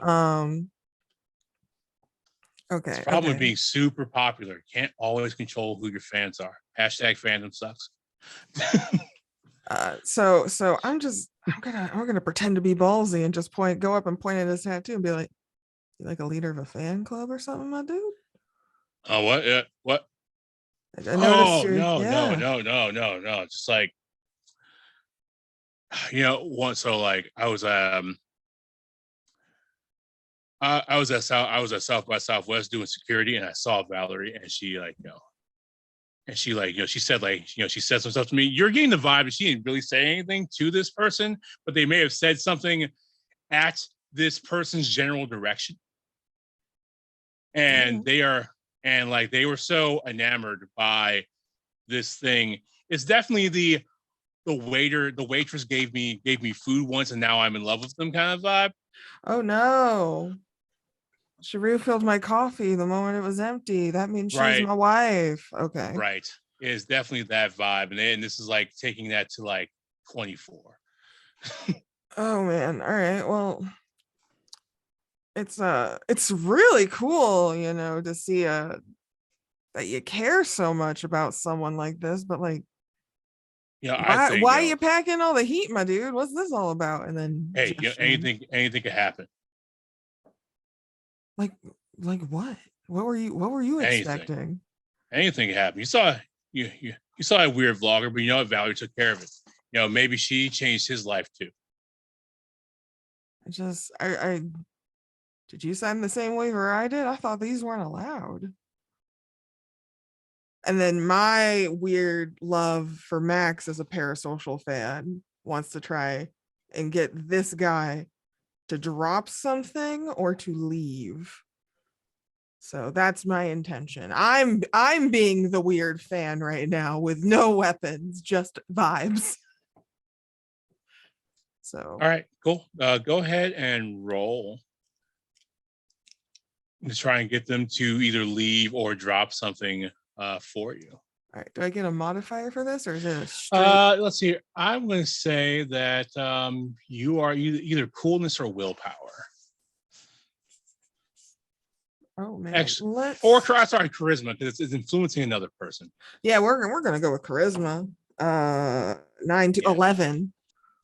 11. All right. So they look at you and they see a kindred spirit. You're both dudes. You both love Valerie. Yeah.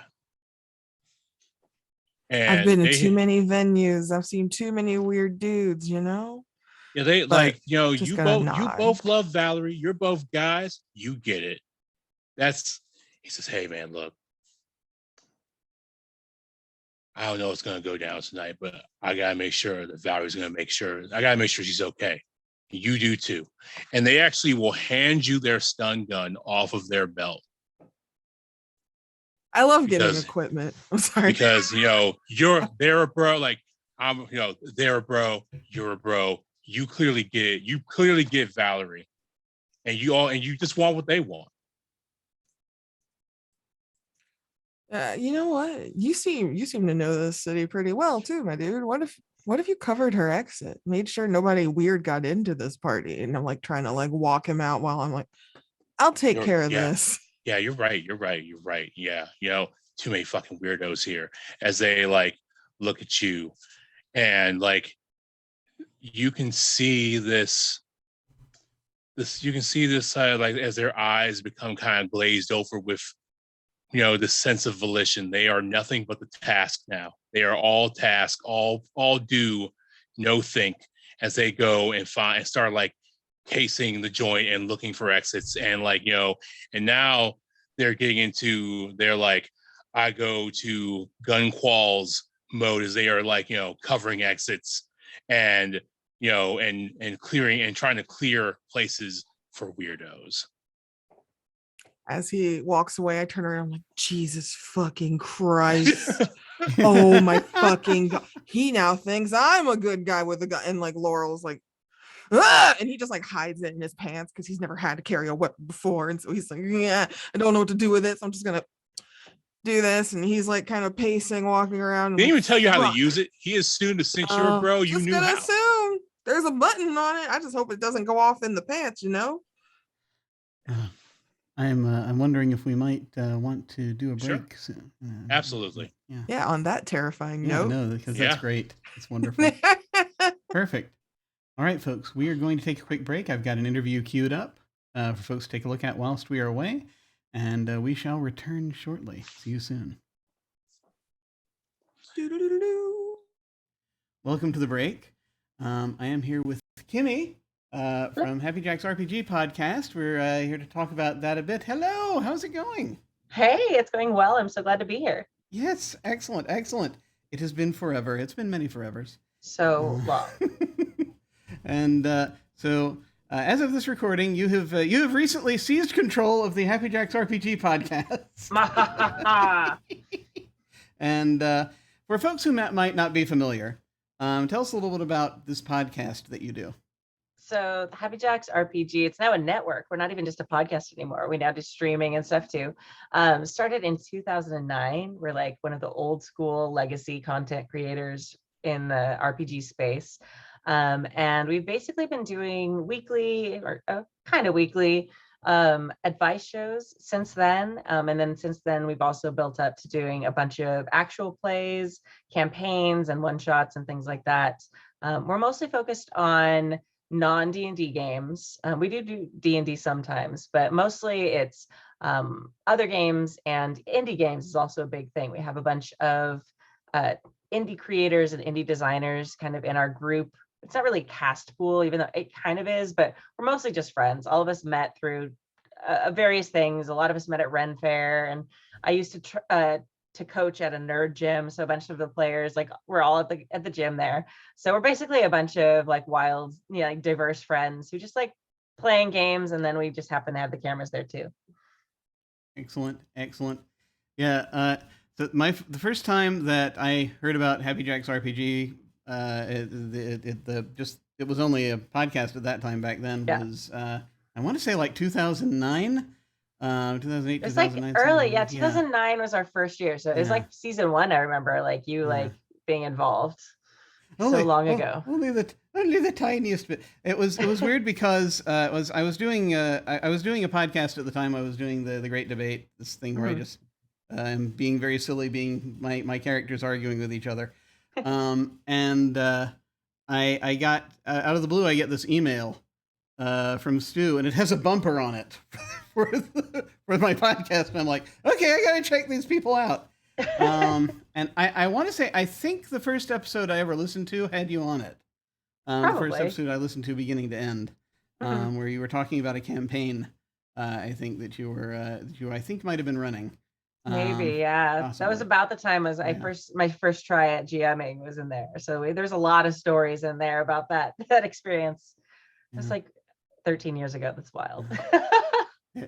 It's like the only thing I remember, and this may be way off, I may be just reaching in and grabbing the wrong memory, because that happens to me sometimes, is like from that is like there was a character named, I think, Lanelony, and that's like all that I've got left. That's actually really good. It's Nunelony. Nunelony. Okay. Yes. So, and that's a name that's inspired by Elvish that was one of my original MMO characters. Oh, awesome. Like forever ago. And she's kind of in a lot of stuff. I'm actually playing a D&D campaign with that name right now. So Excellent. Yeah. And that's thank amazing you though, because yeah. my DM can't remember her name, but you did from 13 years ago. That's amazing. I don't know how it happened. It's because it's probably the first episode I listened to, and so it just sort of stuck. Yeah. But thank you also for giving me the right way to say it, because I'd had, for some reason, I transposed the letters in there. Yeah. But nice, awesome. So how did you first get involved in this podcasting thing? Well, my friend Stu started the Happy Jack's RPG podcast. We're really good friends. We performed together at the Southern California Renaissance Fair. So a bunch of us were in different bands that all performed on the same stage together. So we'd have like 3 or 4 shows a day. And between those shows, we just kind of sit around and hang out. And a lot of us ended up just sitting and talking about tabletop games. And at the time, we were 4E had just been released or was coming out soon. And so we were all kind of like excited about a new edition of D&D, and we were talking a lot about it. And we had a recording studio where we were all recording the albums for our bands anyway. So Stu was like, let's start talking about it in the recording studio and we'll make a thing called a podcast. And I was like, what is a podcast? Because it was 2009, to be fair. Like, so we started doing that. And at first there was just like a couple of us, like 4 of us. And then over the years, like we kind of built up. We started doing actual plays. Then I really got interested in trying to have us do streaming stuff. So I kind of took over the reins of like scheduling and a lot of the video content. And then slowly but surely, I've just sort of been like taking more and more management stuff on my plate. I thought it was because I was so good at it. And Stu was like, oh yeah, no, you just do it better. But it's really been like Stu burning out over the last like few years. So like, I mean, to be fair, like 13 years is a long time to do a thing. So like I just got more and more like kind of like the manager of everything. So I've been the first mate, as it were, running the ship for the captain. And so he finally was just like, okay, my kids are in high school, they're leaving the nest in a couple of years.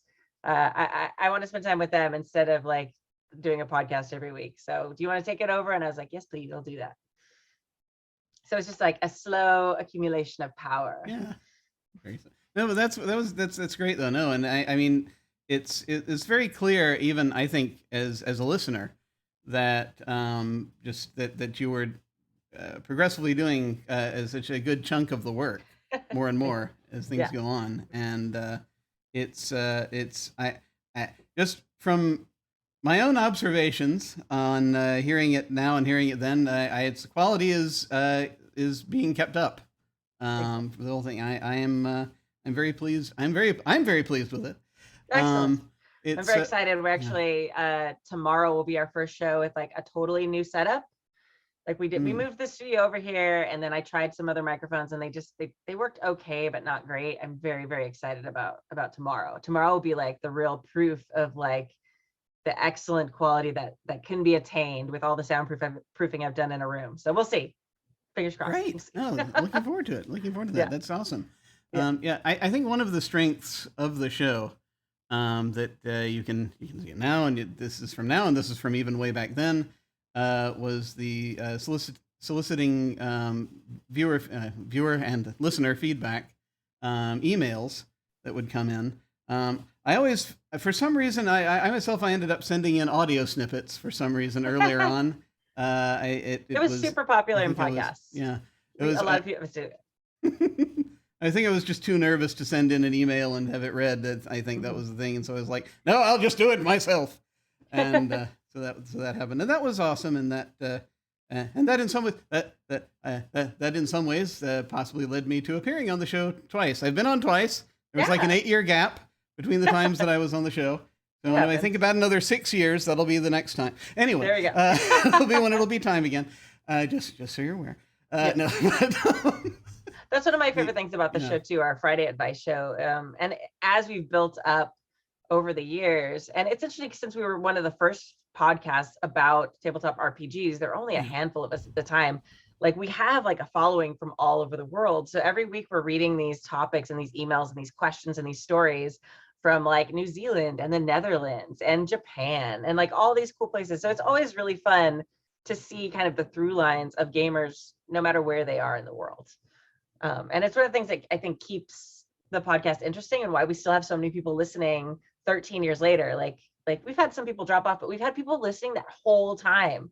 And I think part of that is because of like, it's just really interesting to see what these people are having happen at their gaming table and seeing what questions that inspires, and then also just the stories they tell. I want to say that one of the things that you moved into over the course of the of this thing is also actual plays. Mm-hmm. And so I was wondering just sort of what was it like transitioning over to that and expanding out into that type of material? At first, we were really nervous because we'd been giving advice about how to run and play games for like 7 years at that point. I mean, not 7 years. I guess it was like 5 years.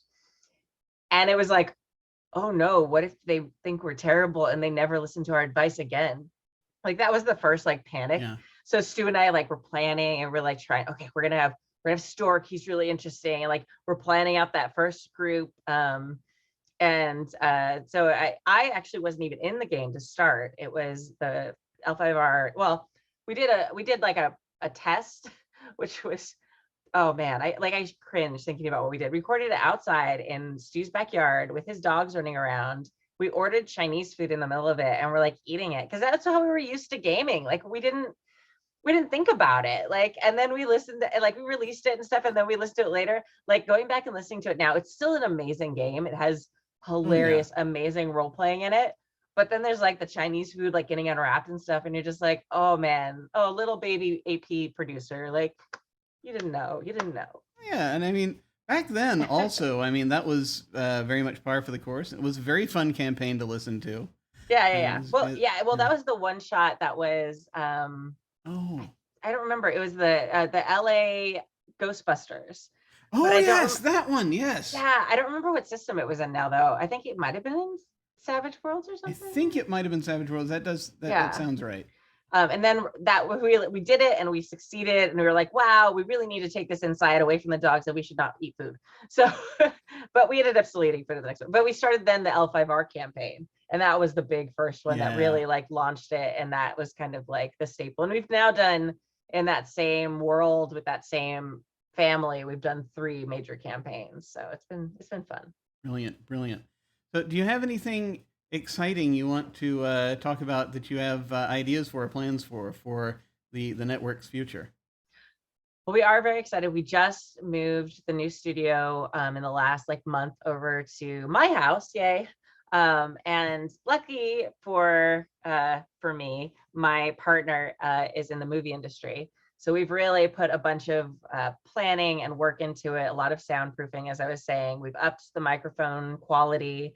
We've had some trouble over like whenever you move a studio, you're going to have like ghosts in your system and you're just like, So we've been trying to like troubleshoot. We've had a little bit of echo and stuff for the last few episodes.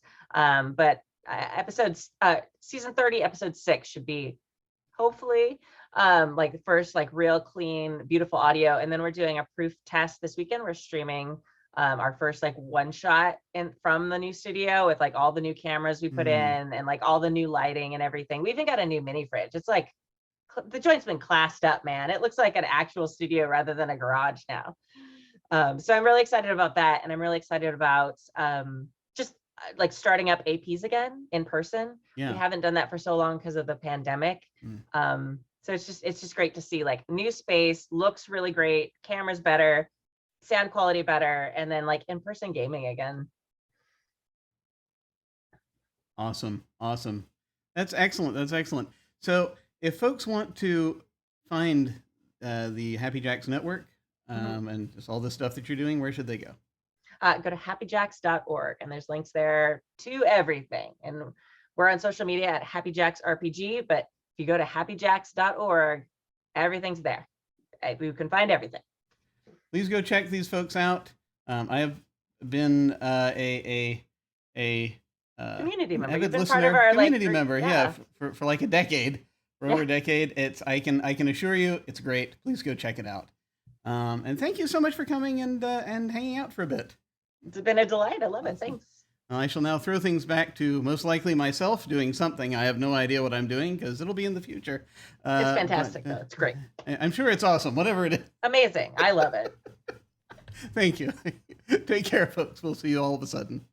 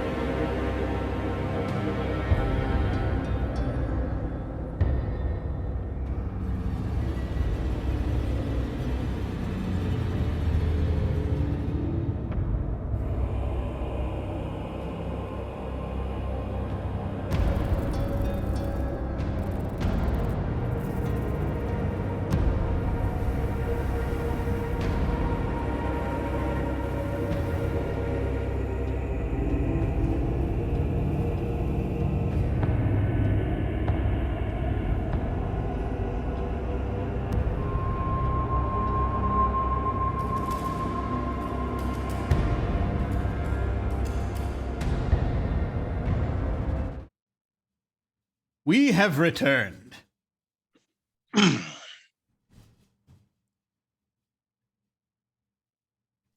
All right. We've returned. You have successfully somewhat persuaded a cop to leave the general area, but now they're doing stuff elsewhere.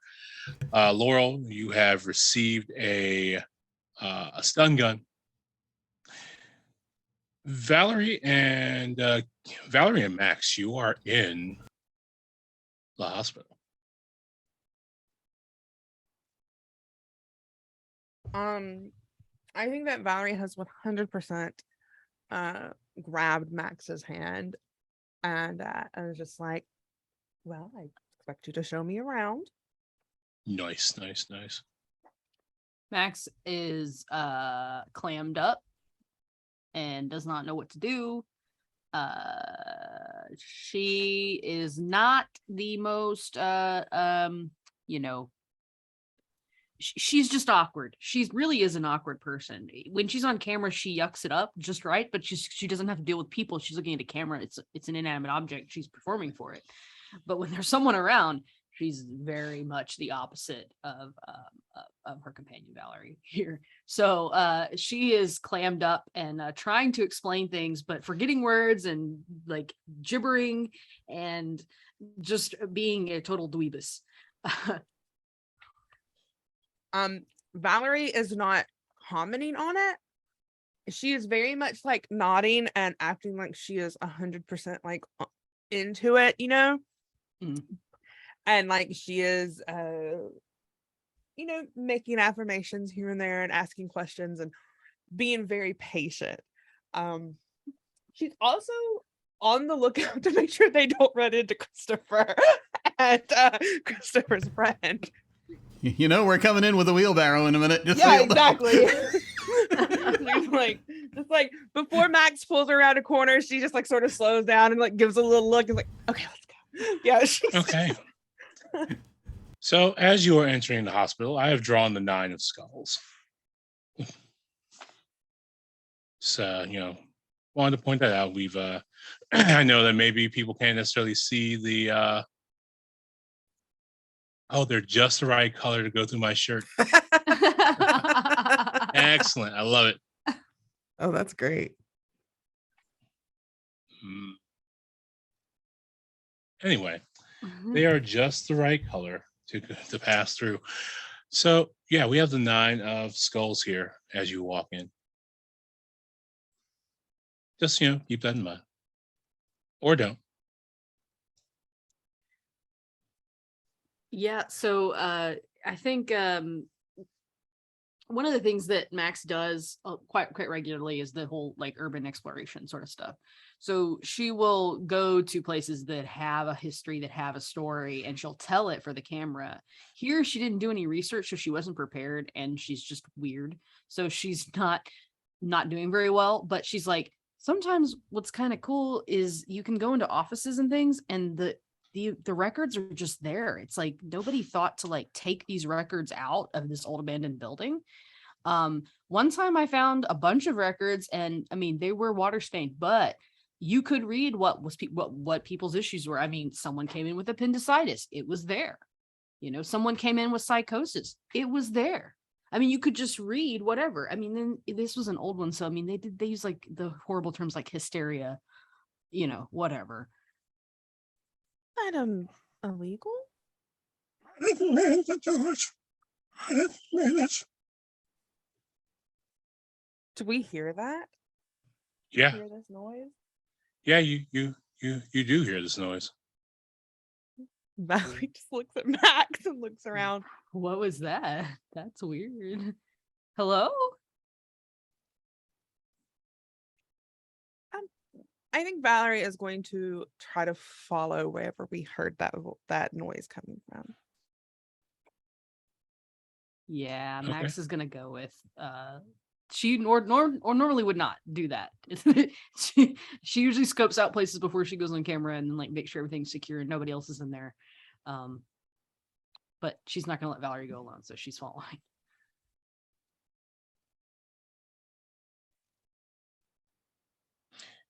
As you walk the hospital, every once in a while, in rhythm with your footfalls, you hear the squeak of a wheel, or maybe several wheels,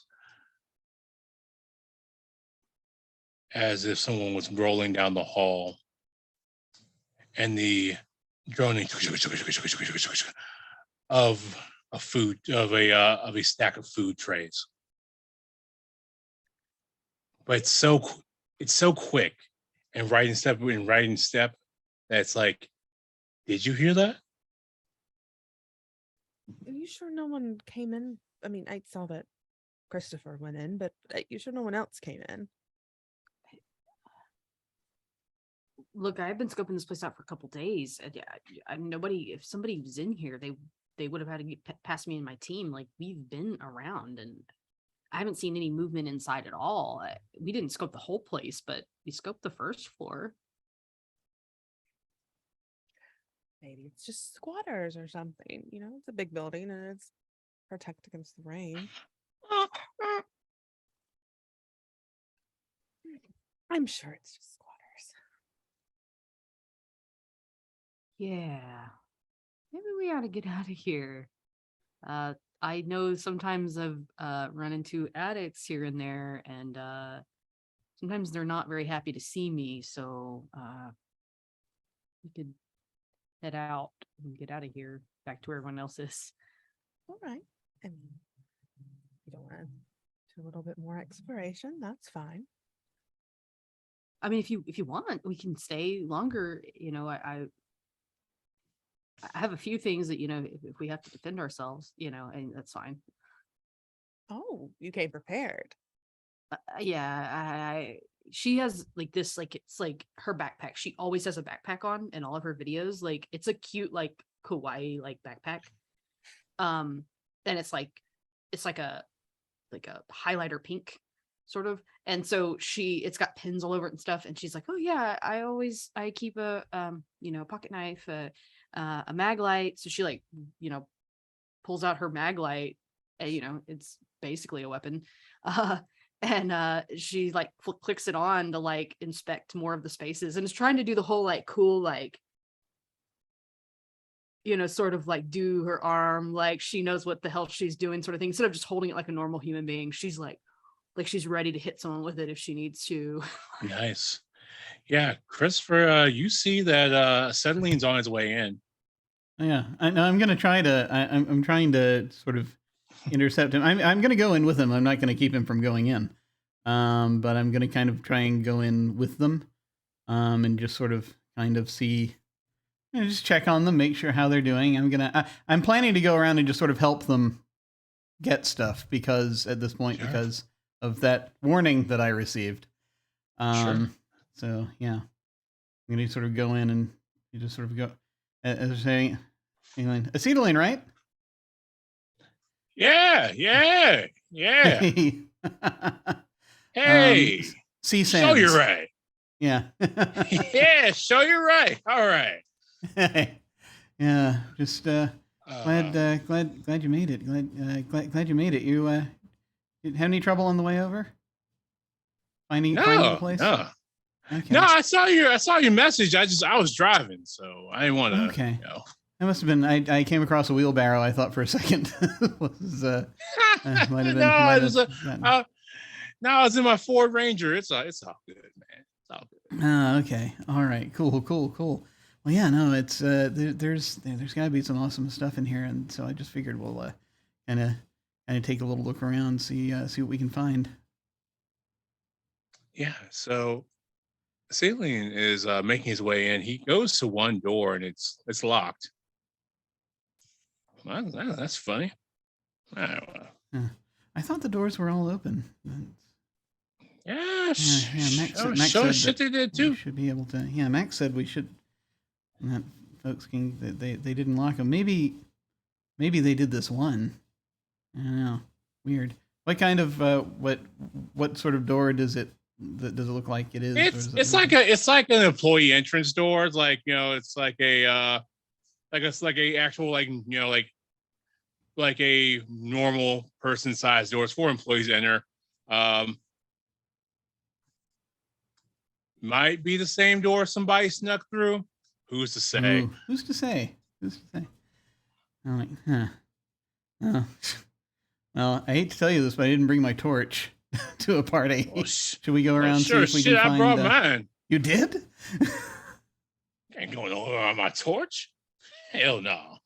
And And he actually has like a pocket fucking we like can blow probably, torch. we can probably find the door real quick. It doesn't. You don't have to. No, let's just cut through this shit. Fuck that. I'm just like.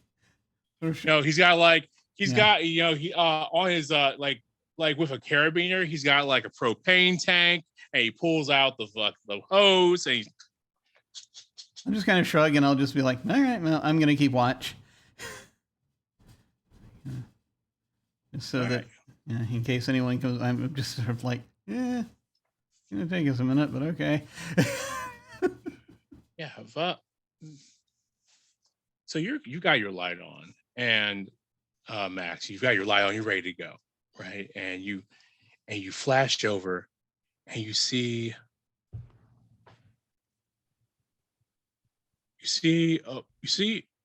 a woman in a bed, but then when you flash over again, there's no bed and there's no woman. So, did you see that? See what? You know what? Never mind. I'm sleep deprived. We should probably go back outside. You have a party to attend to. You're clearly don't want to be in here, and there's nothing wrong with that. Let's just go back outside. I mean, it's fine. Just like I said, I thought I saw something. I didn't see anything. It's just, weird shadows. A lot of them in a place like this. Oh yeah, it's spooky. Very spooky. Mm-hmm. Valerie's just gonna sort of gung ho walk a little further. Valerie's not scared. Valerie has that white woman courage. Ooh, that's some powerful courage. Like You the know one what I where they mean? hear a dog that's like crying over a fence and they're like, I'll risk it all. Valerie's Sight got unseen. white Oh, woman Lord. courage. TM. This is how you get people who have panthers as pets, y'all. Oh. Come there, sit back to hell. God, it's like the videos I've seen of people having owls on their head. Don't do that. Yeah, you. Their feet are Yeah, so you. powerful. So, I mean, Max, Valerie walks on with courage. You scared? But I'm doing my best to pretend like I'm not. Okay. So, it all happens so quickly. Laurel, you're outside and you see some vans kind of start pulling up. They're black Dodge Sprinters. And acetylene is trying to get his torch going, but he doesn't notice the hole in his hose, and it's spark. And when he takes this like another spark, of course you're a safe guy, Christopher. You were stepping back for all this, and he ends up blowing himself forwards through the door. Oh shit. I'm just like, shit. I'm going to I'm going to try to. You hear you hear an explosion him. behind you, Max and Valerie, and Cop Guy is now like on full alert out here. Laurel like heard a boom. It's like, and like now he's justified in all of his nonsense. Oh no. Oh God. I'm gonna go. Wait. I'll handle this. You see what those guys are about, and point to all of the vans. All Like right, that small fleet. Yeah, he reaches to the other side of his belt and he like pulls out another gun you didn't even realize he had. Yikes. And he's like, down low, got the gun down low, starts stalking over. The settling goes through the door, skids across the floor like he's on some skis, face first. Explosion happens. Yeah, I'm definitely running towards the noise of the explosion. And then if I lock eyes with any of the assistants running the event, I know they're tired. I'm just going to go, come on, like summon them with me.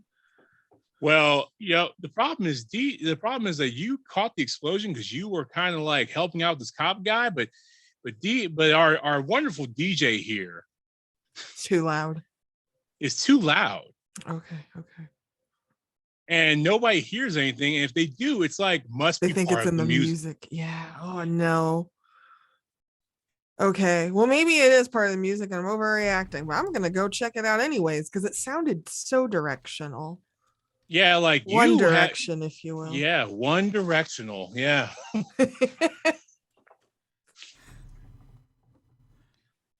Yeah, they're jamming. They're having a great time. Swag dropped that beat. Dropped it a little hard. Also, how many vans came up? 5? 4? Oh, that's a lot. Okay, noting that 4 down. Dodge Sprinters, all black.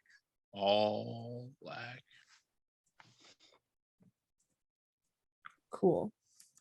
With that in mind, making my way to the noise, moving as quick as I can with a gun in my pants.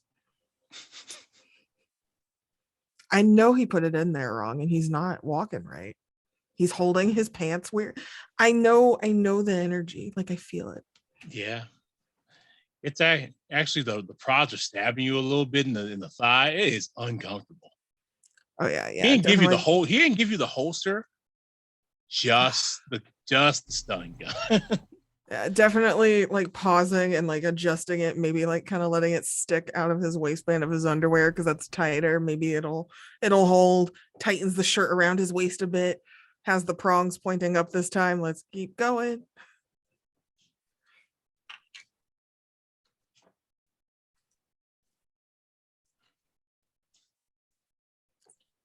Three of eyes. Oh boy. I'm gonna say that for every card. I'm sorry. All of them are scary. I fear everything.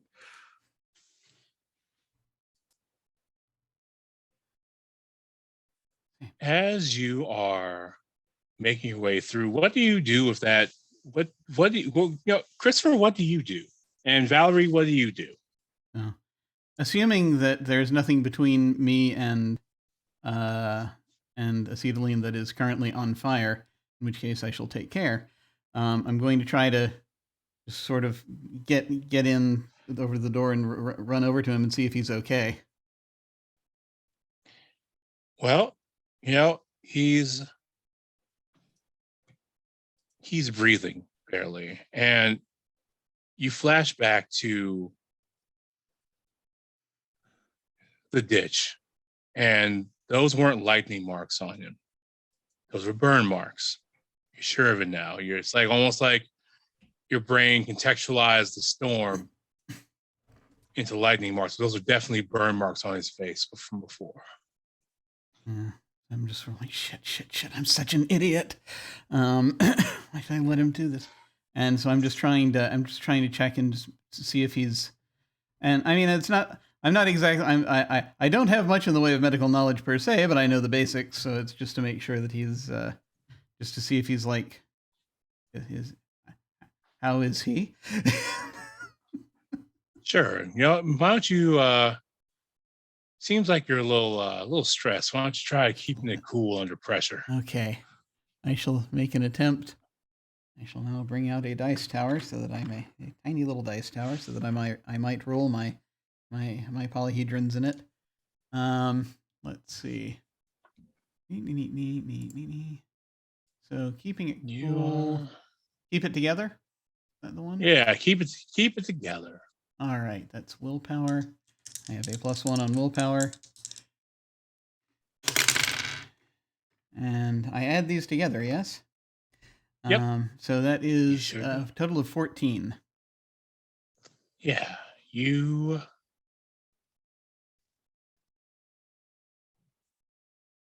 are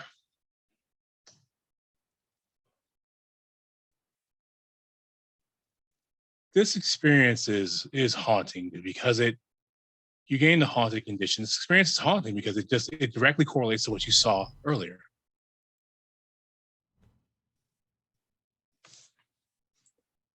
This might stick with you.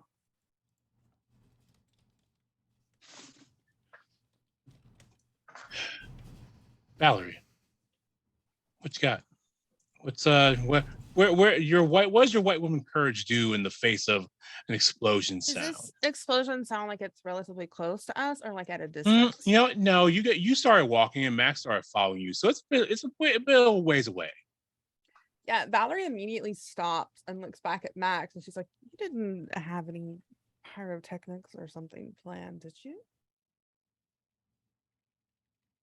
Oh, no, definitely not. That's minorly concerning. Yes, we should probably go back. I just want to make sure that your night goes very smooth, and this does not seem smooth at all. Yeah, I don't know who's brought like fireworks or something. Sounded like it might have been fireworks, and that's indoor. We don't want to be I doing don't even think that. those are allowed in the city. Yeah, I mean, no, they're not. But I mean, you can get them. Let's just go. Valerie's just gonna pull Max along with her back in the direction of the explosion. Sure.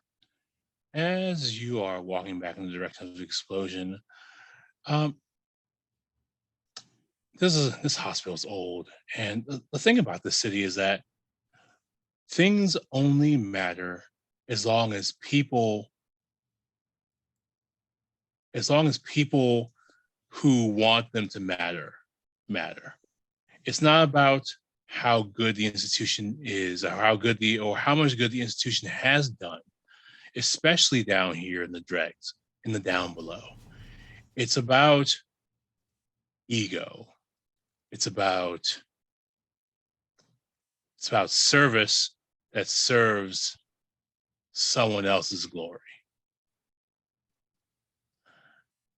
And this hospital is just another sign of that. And as you're walking back, this poor, broken, forgotten, abandoned hospital just was not very well made to start with, honestly. And you're here on this first floor, and there's some piping above the ceiling, and an explosion sort of causes a couple of the supports to really give way from the pipes. These rusted old pipes, these rusted old supports hanging down in a Y shape. They snap. And they begin to cascade and fall.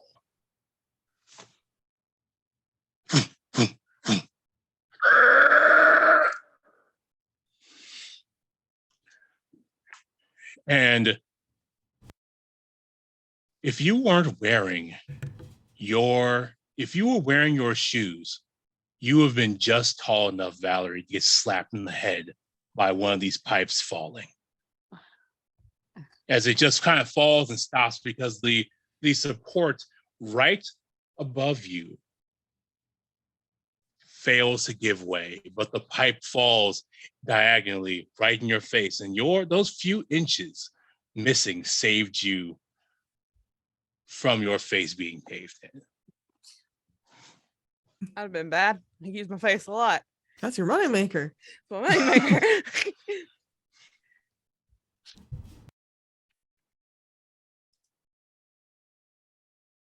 Are you all right?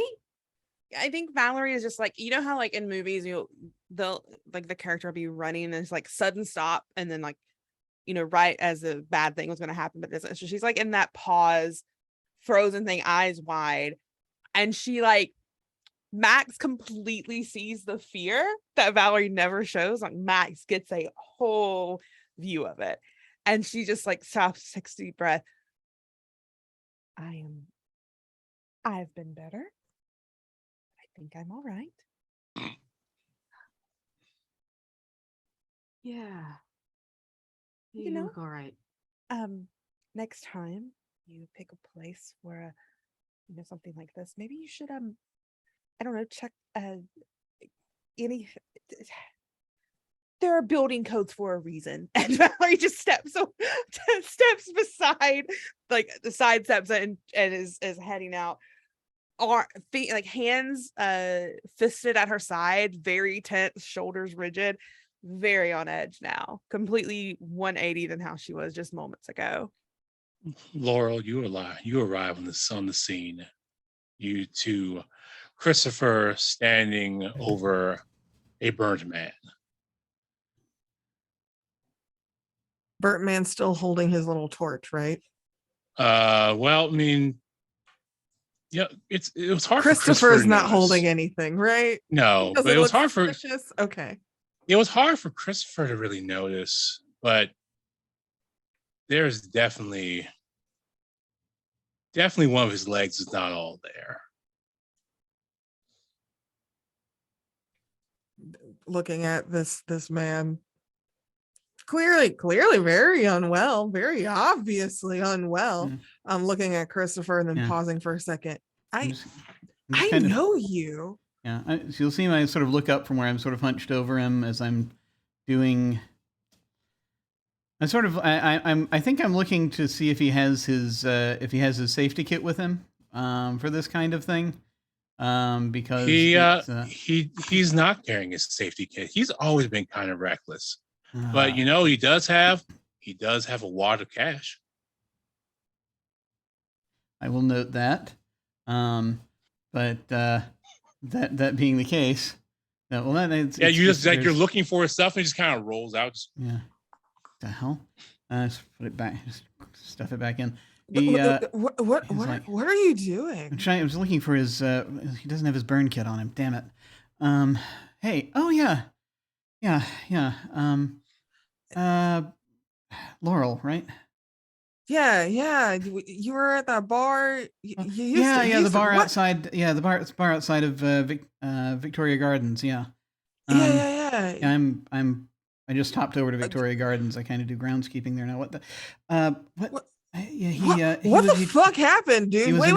What? He tried to do something, and I'm just sort of doing what I can in terms of like if there's anything here that I would know how to treat burns because you of what I do, and for other things in the past that I haven't talked about yet.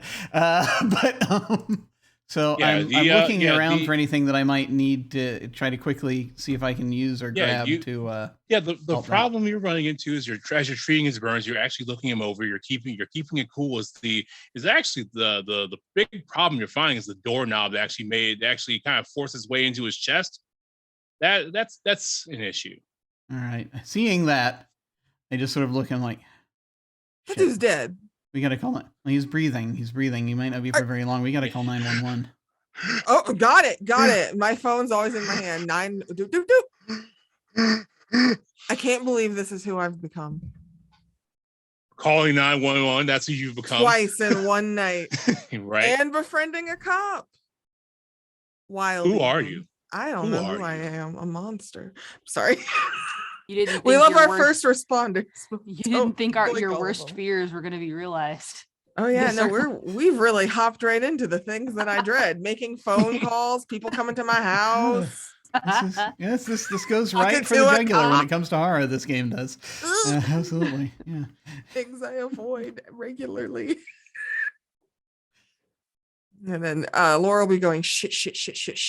And then while on the phone, kind of walking back to trying to find an assistant because I don't want to do this alone and be like, hey, is anyone able to help? Yeah. Well, as you're trying to yell, you're yelling over the dulcet tones of our wonderful DJ. I'm about to tase somebody. I need attention. I'm sorry. Yeah. That's what he's thinking. He's not. Yeah, no, that is a perfectly valid thing to think as you are trying to call the cops and save everybody's life. But DJ sent his swag is doing the job that they were paid to do, and that is to keep this thing going with his terrible, very specific 2004 music. I'm gonna rush the stage and say, "Yeah, cut the fucking music! Cut the music!" While still on the phone, just cut the fucking music, dude, and like get all up in his face. Yeah, he just kind of like looks at you, kind of like, hey. Dude, there's a dude and he's dead, and like is there anybody to like grab a mic? He says I have warrants, and he like drops his headphones and like he starts running. Oh my god. Well, microphone's mine. Do we have anyone who knows first aid of any kind? There's a dude, and then I'd point, who really could use some help right now, and just try and sway the people in this party. Yeah, do I roll for this? Yeah, try to roll to get the crowd's attention. Okay. Oh, that's gonna be bad. Yeah. You stop the music. Everybody's wondering what is happening. 6 and 6 is 12 plus 2 charisma, 14.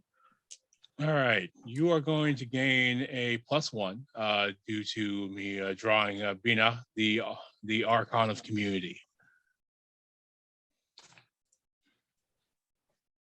That sounds nice. That's a nice card. There's one in the deck. We need a medic. There's a dude. Looking real bad.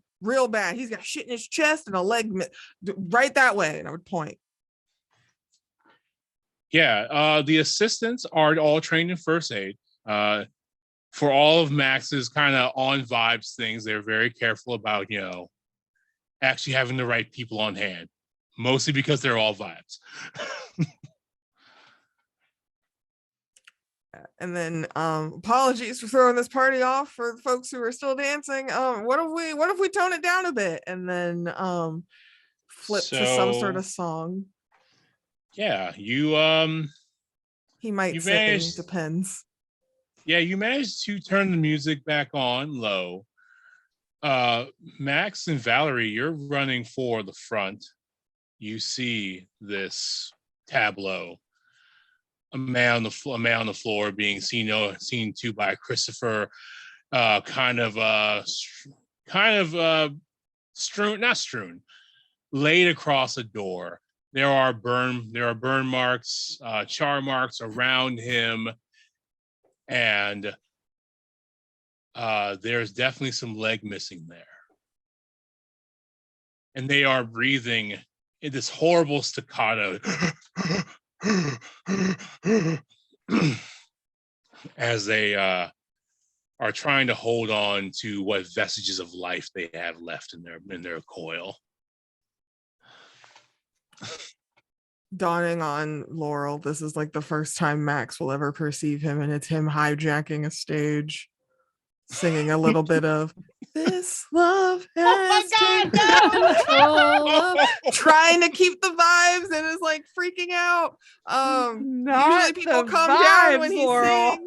I know he's trying. He knows he's known for singing, and now he's trying to be a distraction. And it's awkward. Valerie sort of takes this scene and looks at Max and is just like, I think you should leave. I should leave? If the cops come, if someone comes, this is all going to fall on you. I saw your little contracts. They're not legally abiding. This is all going to be your fault. What? I didn't tell anybody to come in here. Doesn't matter. This was your event. Do you want to spend the night in jail? No. Being questioned about why you threw this event that could lead to someone you're missing a little bit of a leg. Well, he did something with that. That's not on me. I didn't know he was gonna. It's not your fault, but legally it could be. I just wanted the vibes. Like, why? You need to go. God, jeez.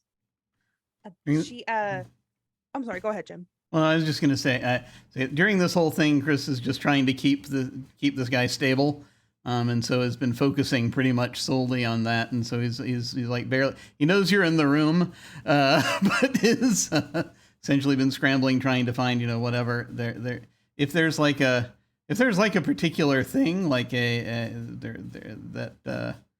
that he thinks would be helpful for this, that it's a hospital, there may be something, then he'll kind of call up. I don't suppose they've got any whatever X item is. I don't suppose they have X item here, do they? Jim does not know these phrases. It's not time to look them up. Valerie looks at Max and says, "My car is parked around the corner. Tell my driver Lewis to take you to my house." Okay. And then Valerie will sort of like squeeze Max's shoulders and then like go find some gauze or something. I don't know what this whole hospital would have, but to help. Yeah, you are able to find quite a few things here in the hospital still. This wasn't properly closed. But as you are looking for gauze and getting those things for Christopher, you hear, I didn't mean it. I didn't mean it. I just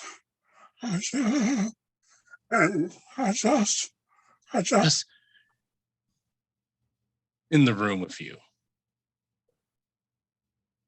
I think Valerie like takes this quickest moment to sort of grit her teeth and like close her eyes and be like, "What's happening? I'm just losing it a little bit. It's all right." I mean, I'll roll for it if I have to. She's trying to just sort of ignore it as much as she can. Sure. Go ahead and roll for keeping it cool under pressure. Act under pressure. It's going to be your roll plus coolness. It's a D10. 2d10. Sorry, I am just rolling on my computer stuff.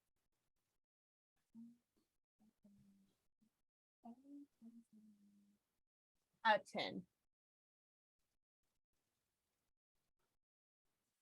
10 total. 10 total.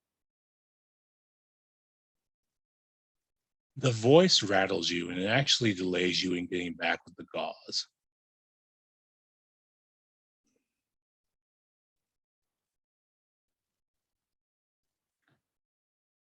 By the time you get back,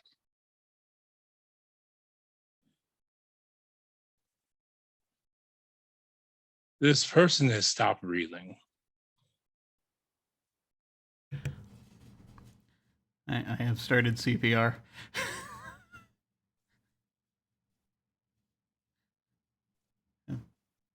Unless someone with medical training has arrived here by now to try to help, I don't know. And down here in the down below, probably not. Well, I mean, I know that Laurel just put out a call for people. I don't know if anyone came over. Oh, Laurel did put out a call for people, and they were successful. The assistants are here, and they have a medical kit. Okay, they just so they had to like them, go. Yeah, they had to go get it, and still, but they are now like they are now performing CPR, trying to pull on tourniquets. As all that's happening, you get back. You do see that roll back out there, Valerie.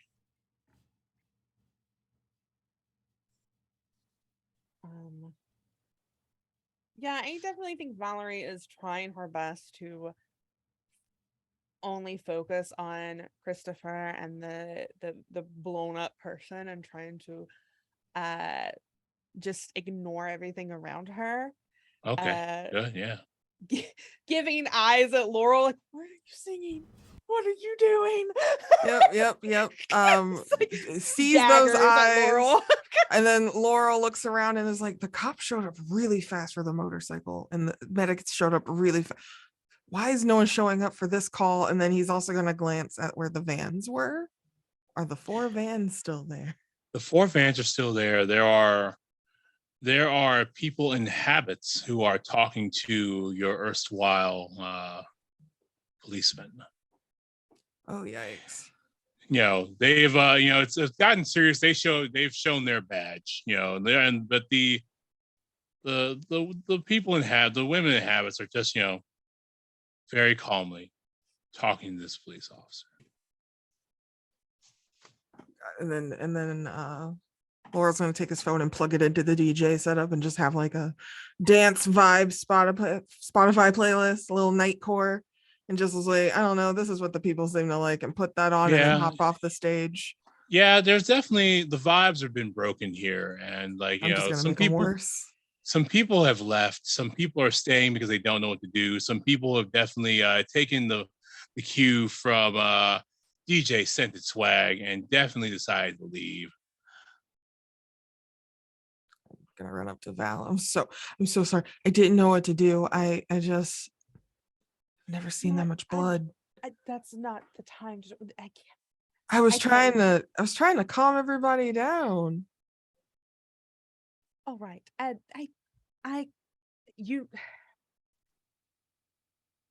We need your help.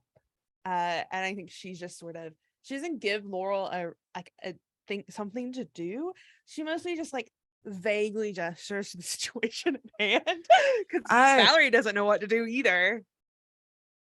All I do is sing and say nice words sometimes. I don't know what else I can do.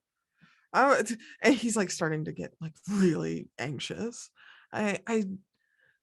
Tell me how I can help. She looks at Christopher. Is he alive? What do we need to do? We'll know in a minute. I mean, at this point, it's just up to them if they can hold him stable until like an ambulance gets here. Valerie would like to search around in her stole and pull out her phone, and so I have a move that I have relationships with numerous people who all believe that I am their soulmate, and I would like to roll in a favor to maybe get a fucking doctor here quick as possible. Sure, yeah. I mean, you met one of your soulmates over there. They're a cop. Oh my god! But he's too busy talking to the people in the habits, starting a new habit, if you will. I'm sorry. I have to roll charisma for it, so I will. Sister Act keeping the habit. Super quick. Hope that it's good. What is 6 plus 7? 13. 13 plus 3 is 16. So cool. When it's successful, they provide me with whatever I require.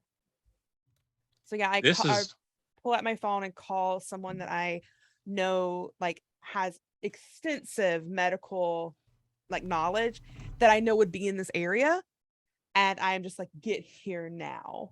So yeah, what they do is they actually own a private ambulance service, and this is the fastest an ambulance has ever arrived in the down below in 20 years. Damn. Valerie has like sort of calmed down a little bit and is sort of taking control of the situation. When it gets here, she tells Laurel to help the techs as much as he can, like getting this person loaded up, and then she sort of like puts a hand on Christopher's shoulder. You should go with him. You're the only person here who knows who the fuck he is. Yeah, barely that. Thank you so much. Of course. I'm so sorry it turned out like this tonight. I know you wanted to. You had so much going on, and he's very very sympathetically. He's looking at you with those eyes that he uses sometimes. Yeah, and is just slowly sort of bringing Valerie's trying to like make it look like she is just helping a friend. But she's just like, he totally misses that, and he's like doing the if you'll permit it, the gentle sort of reaching hand to elbow type thing, the sort of like the. I also imagine that he's putting a little blood on her dress, and she's very annoyed. Yeah. She's just like, he's just not thinking. This is a chiffon dress. That blood's not coming out. Oh no, this dress is gonna have to be burned. Or you just dye in burgundy. I mean, it's black, so but Valerie's just like, that's fair. We'll talk later. Just let me know what happens and Yeah, please absolutely. get home safe tonight. Yeah, Okay. the All blood's right. going to ruin the entire hue of the spot that he touched you. Even it's now, instead of reflecting raven blue black light, or if those spots would reflect dark garnet black light, and that just can't happen. I think I will just as she's sort of pulling away, he will sort of say, "Listen, be careful. There's bad shit going on, okay?" We're in the dreads. Bad shit happens everywhere here. Yeah. I don't know if you've been with Chris when he's seen a thing before or not, but you might be aware that he does see things from time to time, and so he's I kind think of taking she that time. has. Yeah. And she just brushes it off because like it's something that Okay. Valerie's the type of person that she doesn't accept anything that's not really there in front of her, you know? Yeah. Yeah. Chris isn't sure whether to accept it or not. Really, he's at that phase when he's not sure if it's real or not, but he thinks it could be. So he'll just basically just say that. Okay. Laurel's only half listening and is being Val's shadow and interrupts really quickly. Does stuff like that usually happen when you're futzing around with metalworking tools? And Because this crystals are some idiot little. He'll give you. His head will snap to you, and he'll give you a kind of a haunted look, one might say. How do you mean? do welding tools just like explode? Is that If common? they're not, not if they're taken care of. He clearly didn't. I should have checked his shit. I didn't realize he was going to pull it out and try to actually go to town on a door. The source though, and then I mean, Laurel would just kind of point to the door, because how the fuck does the doorknob just go like in a chest? How does it? That doesn't make any sense. I don't think now is the time. I mean, crap can. Yeah, I mean, depending on how things are held together, sometimes crap can fly out at you if you're not if you haven't checked it over first. Sometimes maybe, but it's not common. It doesn't happen. Doesn't happen much. It should have. If he'd been going for the doorknob, it should have just fallen off. But this was his equipment. His equipment just. Valerie looks at His Christopher equipment and just sort of, she puts her hand on his shoulders. Listen, that's your job now to support your friend. Go and take care of him. Laurel You're thinks kind of of awesome, you every know that? physics class. I actually do know that I'm awesome. Yes. Well, but it wouldn't hurt to say it again. Okay, and he'll do that thing where No, he's too frazzled to try to do too much PDA right now. So he'll still give your hand a squeeze, and then he'll go and he'll go and help his friend. So is the door more like welded shut than it was before? No, he actually. So just to re-explain that scene without too much gore, he had a small break in his line. He was trying to spark to get his line to get his torch started, but he actually ended up sparking the line, and that actually caused his propane torch to explode. But that was the propane tank that was actually carabinered to his back of his waist actually exploded and blew him forward so hard, propelled him at the door, and he kind of skidded forward. All right, I messed up the logistics of this explosion. Oh, it was a massive explosion. I thought about it for chaotic, pretty heavily. Yeah. Okay. Yikes-a-roni. Kortney says that. Laurel wouldn't say that. That'd be fucking weird. Okay. Inappropriate. Listen, Laurel didn't pass physics class, and so he was trying to figure out. Oh yeah. Oh, totally. Yeah, sorry if that makes me feel bad. When Valerie and Laurel are like alone, Valerie sort of like crosses her arms, notices the stain on her arm, and it's like, and how was your evening? It could have been a lot better. I will say that. I'm sorry, I don't really remember your name. My name's Laurel Watson. I've performed at a few clubs you've attended, Miss Coleman. It is Miss, right? Yes, you can call me Valerie. Okay. Nice to properly acquaint myself with you, Valerie. And he puts out a hand as if to shake it and is terrified of this woman. Valerie Valerie shakes his hand. Yeah. It's one of those awkward, like, like the more regal handshakes. It's one of those. Ooh. Where it's like you place your hand in his and he's like, oh, Shante, but doesn't do the kiss because that's forward. But I feel like when he touches your hand, he feels like a chill, just a little bit, because he's seen you before. He knows you have influence. There are people he knows personally who are afraid of you, and I feel like it's reading on his face. Laurel, are you from around here? No, I'm actually fairly new to this city. I've only been here a couple of months, maybe a year at this point. But who's really counting? Do you live in this area? Not too far. Reasonable walk away. What's up? Do you know somewhere I can get some coffee? Oh yeah, there's a couple of places, and he perks up at that. And there's a diner about 2 blocks east of here that I don't hate. If you're okay with sitting in poor lighting. Well, it doesn't do much for my skin, but yeah, sure. All right. Anything for a cup of coffee.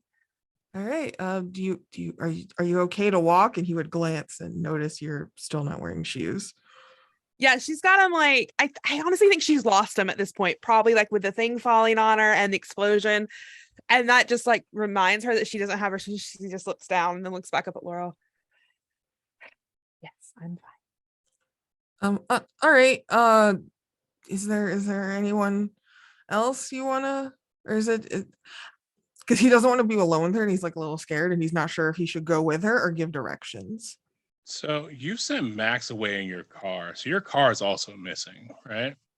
That wasn't like I just told Max to go. I don't know if Max actually did it. No, that's Yeah. true. That's true. Yeah, I didn't want to take away Max's agency. I was just like, go. But if Max didn't, then yeah, it's up to Max. It's up to Marlo. I think Max definitely went, not only because like she realizes that this is a pretty dire situation, but because she's also knows that she's going back to Valerie's house. So Nice. So yeah, I think that this is a good place to kind of like wrap things up. So the evening, Christopher, you go to the hospital. Acetylene might make it. It's kind of touch and go. You have coffee with Valerie, Laurel, and Max. You can see the social media buzz kind of just ticking in. It's like a mix of good and bad buzz. People are talking about your pop up. People are also calling it Firefest 2 Electric Boogaloo. Literally Firefest. Yeah. And that person who definitely pre-wrote that blog about your stuff being Firefest definitely has a second blog up already. Great. I guess any publicity is good publicity, I guess. I don't know. You find out at the end of the night that your erstwhile assistant, who was very eager, actually got trampled while they were trying to make their way out. They actually were trying to collect things up with their bad hand and trying to collect up some of your things and got knocked over and trampled. So much for getting extra pay. Like mentioned at the start of the event. I'm sorry. You're good. They got something extra. Yeah, they were trying to collect all the stuff that you left behind because, and then they just wrong place, wrong time. Great. Wonderful. Love that. A discount for the event. You're not getting your deposit back. One less employee to pay. I'm so sorry. I'm so sorry. I talked to one cop for 5 minutes, and what have I become? And in this city, this dreadful, crenellated, tiered city, this is but one story of many. We ended the night with Golab, who is the archon of torture and despair. They are their influence comes from societal sadism and people gaining pleasure from inflicting pain on others, and that is what the deluge of social media is. People discussing, how they would have ran things perfectly, and people yelling at each other, and people defending, yelling at you, yelling at them, yelling at you, yelling at Valerie, yelling at them. That cop definitely threatens everyone with coming to their house and beating their ass and shooting them on social media. Eat it. Ew. Ooh. I hate sinkholes, but I would love if one grabbed him up. Just slurp, slurp. Well. Rest in pieces. Well, we're not going to rule out that our erstwhile cop friend Brian could fall into a sinkhole. Oh God, he has a name. Oh no! But it won't be tonight.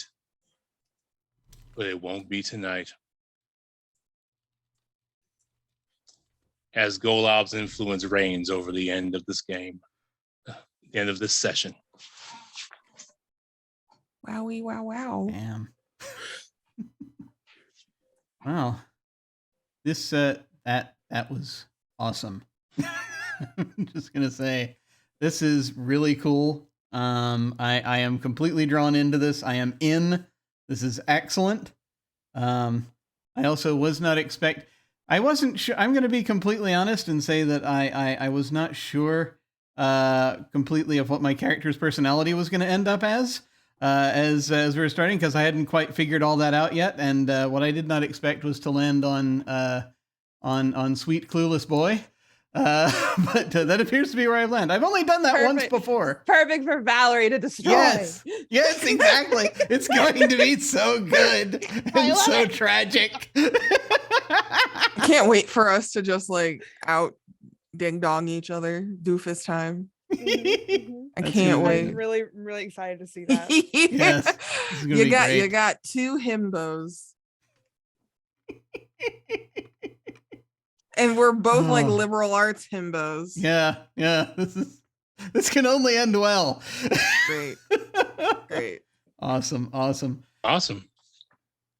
I hope everyone had a wonderful time, and even if that wonderful time was filled with misery. Yeah, that's how you know it's good. No. I have a weapon. I'm putting that on my sheet before I forget. Yeah, I think there's a write-up for a stun gun in the book. So, definitely if you find it, or I can find it, then I'll send it to you. But that is an item that you gained tonight from Brian, your cop friend. The more you say the cop friend part, the more I hate it. Good. Wow. Wow. What's his name? Brian? Is his name Brian? Brian with a Y. Oh, with a Y. I wrote both in my notes. Because good. It's the Y. Yeah. It's good to know that his name is Brian, because that's I have reason to take despair to a certain extent. I've had friends named Brian whom I love, but then also I have great despair over it for reasons I shall talk about later, just of a personal nature, and so this gives me a nice direction for me to funnel that despair and hatred and pain. A little bit of a punching bag, a little 1-2. Yeah. But in the meantime,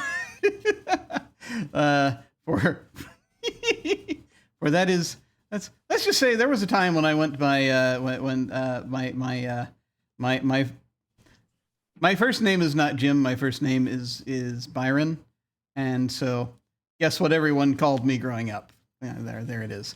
So, because That was they- the biggest lore shock for 'cause me. they- I'm 'cause sorry. they- Your first The name's deep not Jim lore. James. No, it is not. No, that's the thing is that they don't read it, and so they say Brian. Everyone defaults to Brian, and it's like, please read the actual name in front of you, please. Growing up, people put Kathy on all of my stuff as if I spelled my own name wrong. So Oh yeah, I feel I you always there, got my bud. first and last name flipped around. And this is one of the reasons why I'm Jim. But anyway, Wild. Yes, that Jim. yes, That's- exactly. Yes, that's So him. no one will mistake it. But let's Big go reveals. ahead and do our outros. And we'll go ahead and go around. Feel free to tell folks where they can find you. Feel free to plug anything you like. And give any final thoughts you have about this session or favorite bits or what have you. And we shall start with our storyteller, Hollow. Well, yeah, my name is Hollow. You can find me on Twitter at Hollow Invective. You can also find me on Start Playing Games under the same name as a pro DM. And honestly, I just love kind of like tossing people into a crazy situation. Just like, you know, we described the city, we did some of the stuff, but also like just saying, hey, here it is, and just watching the chaos kind of unfold was good. It was excellent for me. So Yay! Great. Very cool. All right, and now we shall go over to Kortney. Ooh, that's me. Hey, hi, hello, and howdy. Also, goodbye, good evening, good night. My name is and always will be Kortney/SparklyKiss. SparklyKiss is my handle everywhere online. I stream, I work in games, I do all kinds of stuff. I'm on a bit of an irregular schedule this month, but you can find me playing adventure games and stuff that fuels my own nostalgia and making lots of really terrible jokes and awful sounds with my mouth, if that's your vibe. So yeah, look for Sparkly Kiss if you see an account. That's probably mine. Everywhere. Awesome. Also, very pleased to hear that you're into adventure games. We must talk later. Oh yeah. Or it is one of my passions. And let us head over to Katy. Hi everyone, I'm Katy. You can find me all over the internet at Katy Face. I am a pro GM currently on break because mental health is not fun. But I will be picking that up a little bit later this year. I am over starting the 18th. I am going to be over on Friends Who Roll Dice, playing in a Monster of the Week game set at a summer camp. I'm very excited about it. It's going to be so much fun. I love horror and slashers and stuff, so that's like my jam. So I'm so excited to play that. But yeah, anything that I do, I post about on my Twitter, so that's the best place to find me. Excellent. And finally, we'll head over to Marlo. Hey, I'm Marlo. You can find me on Twitter at Marlo Bogwitch. I do a lot of horror. I love horror. If I could every game be horror, I would be doing that all of the time. Yeah, cool things are going on. I'm doing this every Tuesday, and then on every Thursday for the next 6 Thursdays, I think it's 6. Yes, 6. I am running a augmented rules quietus game. I worked with Ollie Jeffrey from Sinister Beard, and I worked with Colin from Six String Games to create a augmented rules quietus, and it's meant to run with more players in longer sessions, and we've play tested it. It seems to be functioning pretty well. I can't wait to debut it, and hopefully put out some sort of supplementary PDF for free to go along with it, so you can check it out too. I don't intend to make any money off of it. I had a lot of help, and it's my first little dip my toe into game creation. So we'll be doing that on Thursdays over on the Wandering DM. I'm excited, got a really stellar cast. Very, very excited to be running that over there. I also am, in the next 2 Mondays, I'm over on Lost Caravan. Next Monday, I'll be playing Mothman. Very excited. I am excited for my character. I've decided I'm playing a monster romance writer who's looking for inspiration for her next book. So that'll be fun. And then the next Monday after that, I'm playing Morkborg. I'm very excited for that too. Also, I also am a part of a podcast network called Misconceptions Podcast. If you saw my tweets today, we've been getting a little bit harassed by someone who has some really, really terrible points of view on some things. So if you could give us a little love, that would be great. Misconceptions started out as the longest running City of Mist campaign ever. Now it's ended and it's replaced with Tales to Inspire, which is a superheroes in history game. Right now, the season that's coming out right now is set during World War II. We are punching Nazis. So join us and listen to us punch Nazis. And then our other show, Sins of the Father, is another show that I'm on. It's my little baby. I am the editor and player for that. It's a 5e campaign. We are teenagers looking for our missing fathers, getting traumatized and nearly dying in several situations. But it is a really great show, really heartwarming, lots of funny moments. And so we are, I'm making content. I'm making things like crazy. I'm sure I'm missing something. There's a lot going on right now. And I'm very excited and happy to be here. I saw there was KULT happening and I saw that it was over here on Jim's channel and I was like, yes, perfect. So very excited. I'm having a lot of fun. Thank you. Yay. Awesome. Go ahead. I was saying awesome. yeah. I'm glad It is. that people are enjoying the me running KULT. Oh yeah, no. I remember when yeah. KULT came out the first time, and it was like uber dark. Ugh, woof. No tool, So no the safety first tools, time- no nothing, no nets. The first time I saw KULT, I knew I wanted to play it because the front of the book has a woman with her nipples bleeding. So I was like, I gotta play this. Oh my God. So I saw that. I went, oh no, what have I done? It Because called I to freak me. out easy. So this is very funny. Every campaign I end up doing, people ends up being a horror campaign. And I'm like, how can I make it like a little awkward? Because like I need the comic relief. I can't have too much tension or I'll cry. So Yeah. here I Nice. am doing it Love again. Yeah, no, and it's just Hollow, it just sort of described KULT to me, and I don't know how I missed this game back in the 90s when I was diving into gaming, but somehow I did, and so I only just heard of it just like within the last year, and so it's like, okay, well, no, sooner or later, got to do this, and I'm so glad we have the opportunity to do it now. Excellent, excellent, and I'm really looking forward to seeing how things go. But in the meantime, who am I? Great question. I'm Jim Ryan.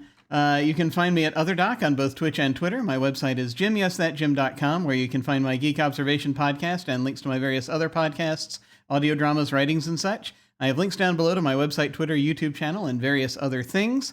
I have, strangely enough, I don't normally these days schedule the video games that I play, but this time, or various other games, but on Thursday afternoon, my friend Mike will be over here, and we will be delving back into the world of text adventure games, and we are going to be starting with the big one, Zork 1.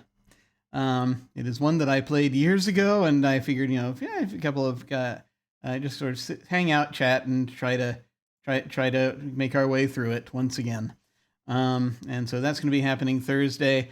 On Saturday evenings, when we have folks available, we are in the process of wrapping up our Invisible Sun campaign, which we've had on here for innumerable years, or 3, whichever of those is correct. So we're coming close to the edge of paradox, the name of the campaign. It is finally to arrive, and so I'm very much looking forward to seeing how we handle that. So that is on Saturday nights. Coming up sometime later this month, there's going to be a one-shot of A Penny for My Thoughts that I'm going to be facilitating. We're sort of getting the cast together and sort of figuring stuff out, and so look for more information on that soon. There will also be another sign-up opening very soon for a thing that I have not yet announced. I just have to make sure all of our ducks in a row, but hopefully just keep an eye on the Twitter feed the next few days, most likely, if you would like to see it, and possibly sign up for the thing, because the thing might be quite interesting. Brian, my friend Brian, one of my friend Brian's who I care very much about, who was on here running a one shot of Monster of the Week not too long ago, is going to be at the helm. And let us just say that if you enjoy far future science fantasy, you might want to give this a look. So that is coming up shortly. Sign-ups for that. In any case, at this point, when we hit the end card, we're going to send a raid over to say hi to someone. I think we're going to go to Game Nights. They're playing another PBTA game, Masks. And Wally's over there in that game, so we're going to go and say hi to them. Feel free to hang on if you are so inclined and say hi to them with us. That again will be when we hit the end card. In the meantime, folks, thank you all very much for watching. Take care, and we will catch you next time. Farewell. Toodaloo.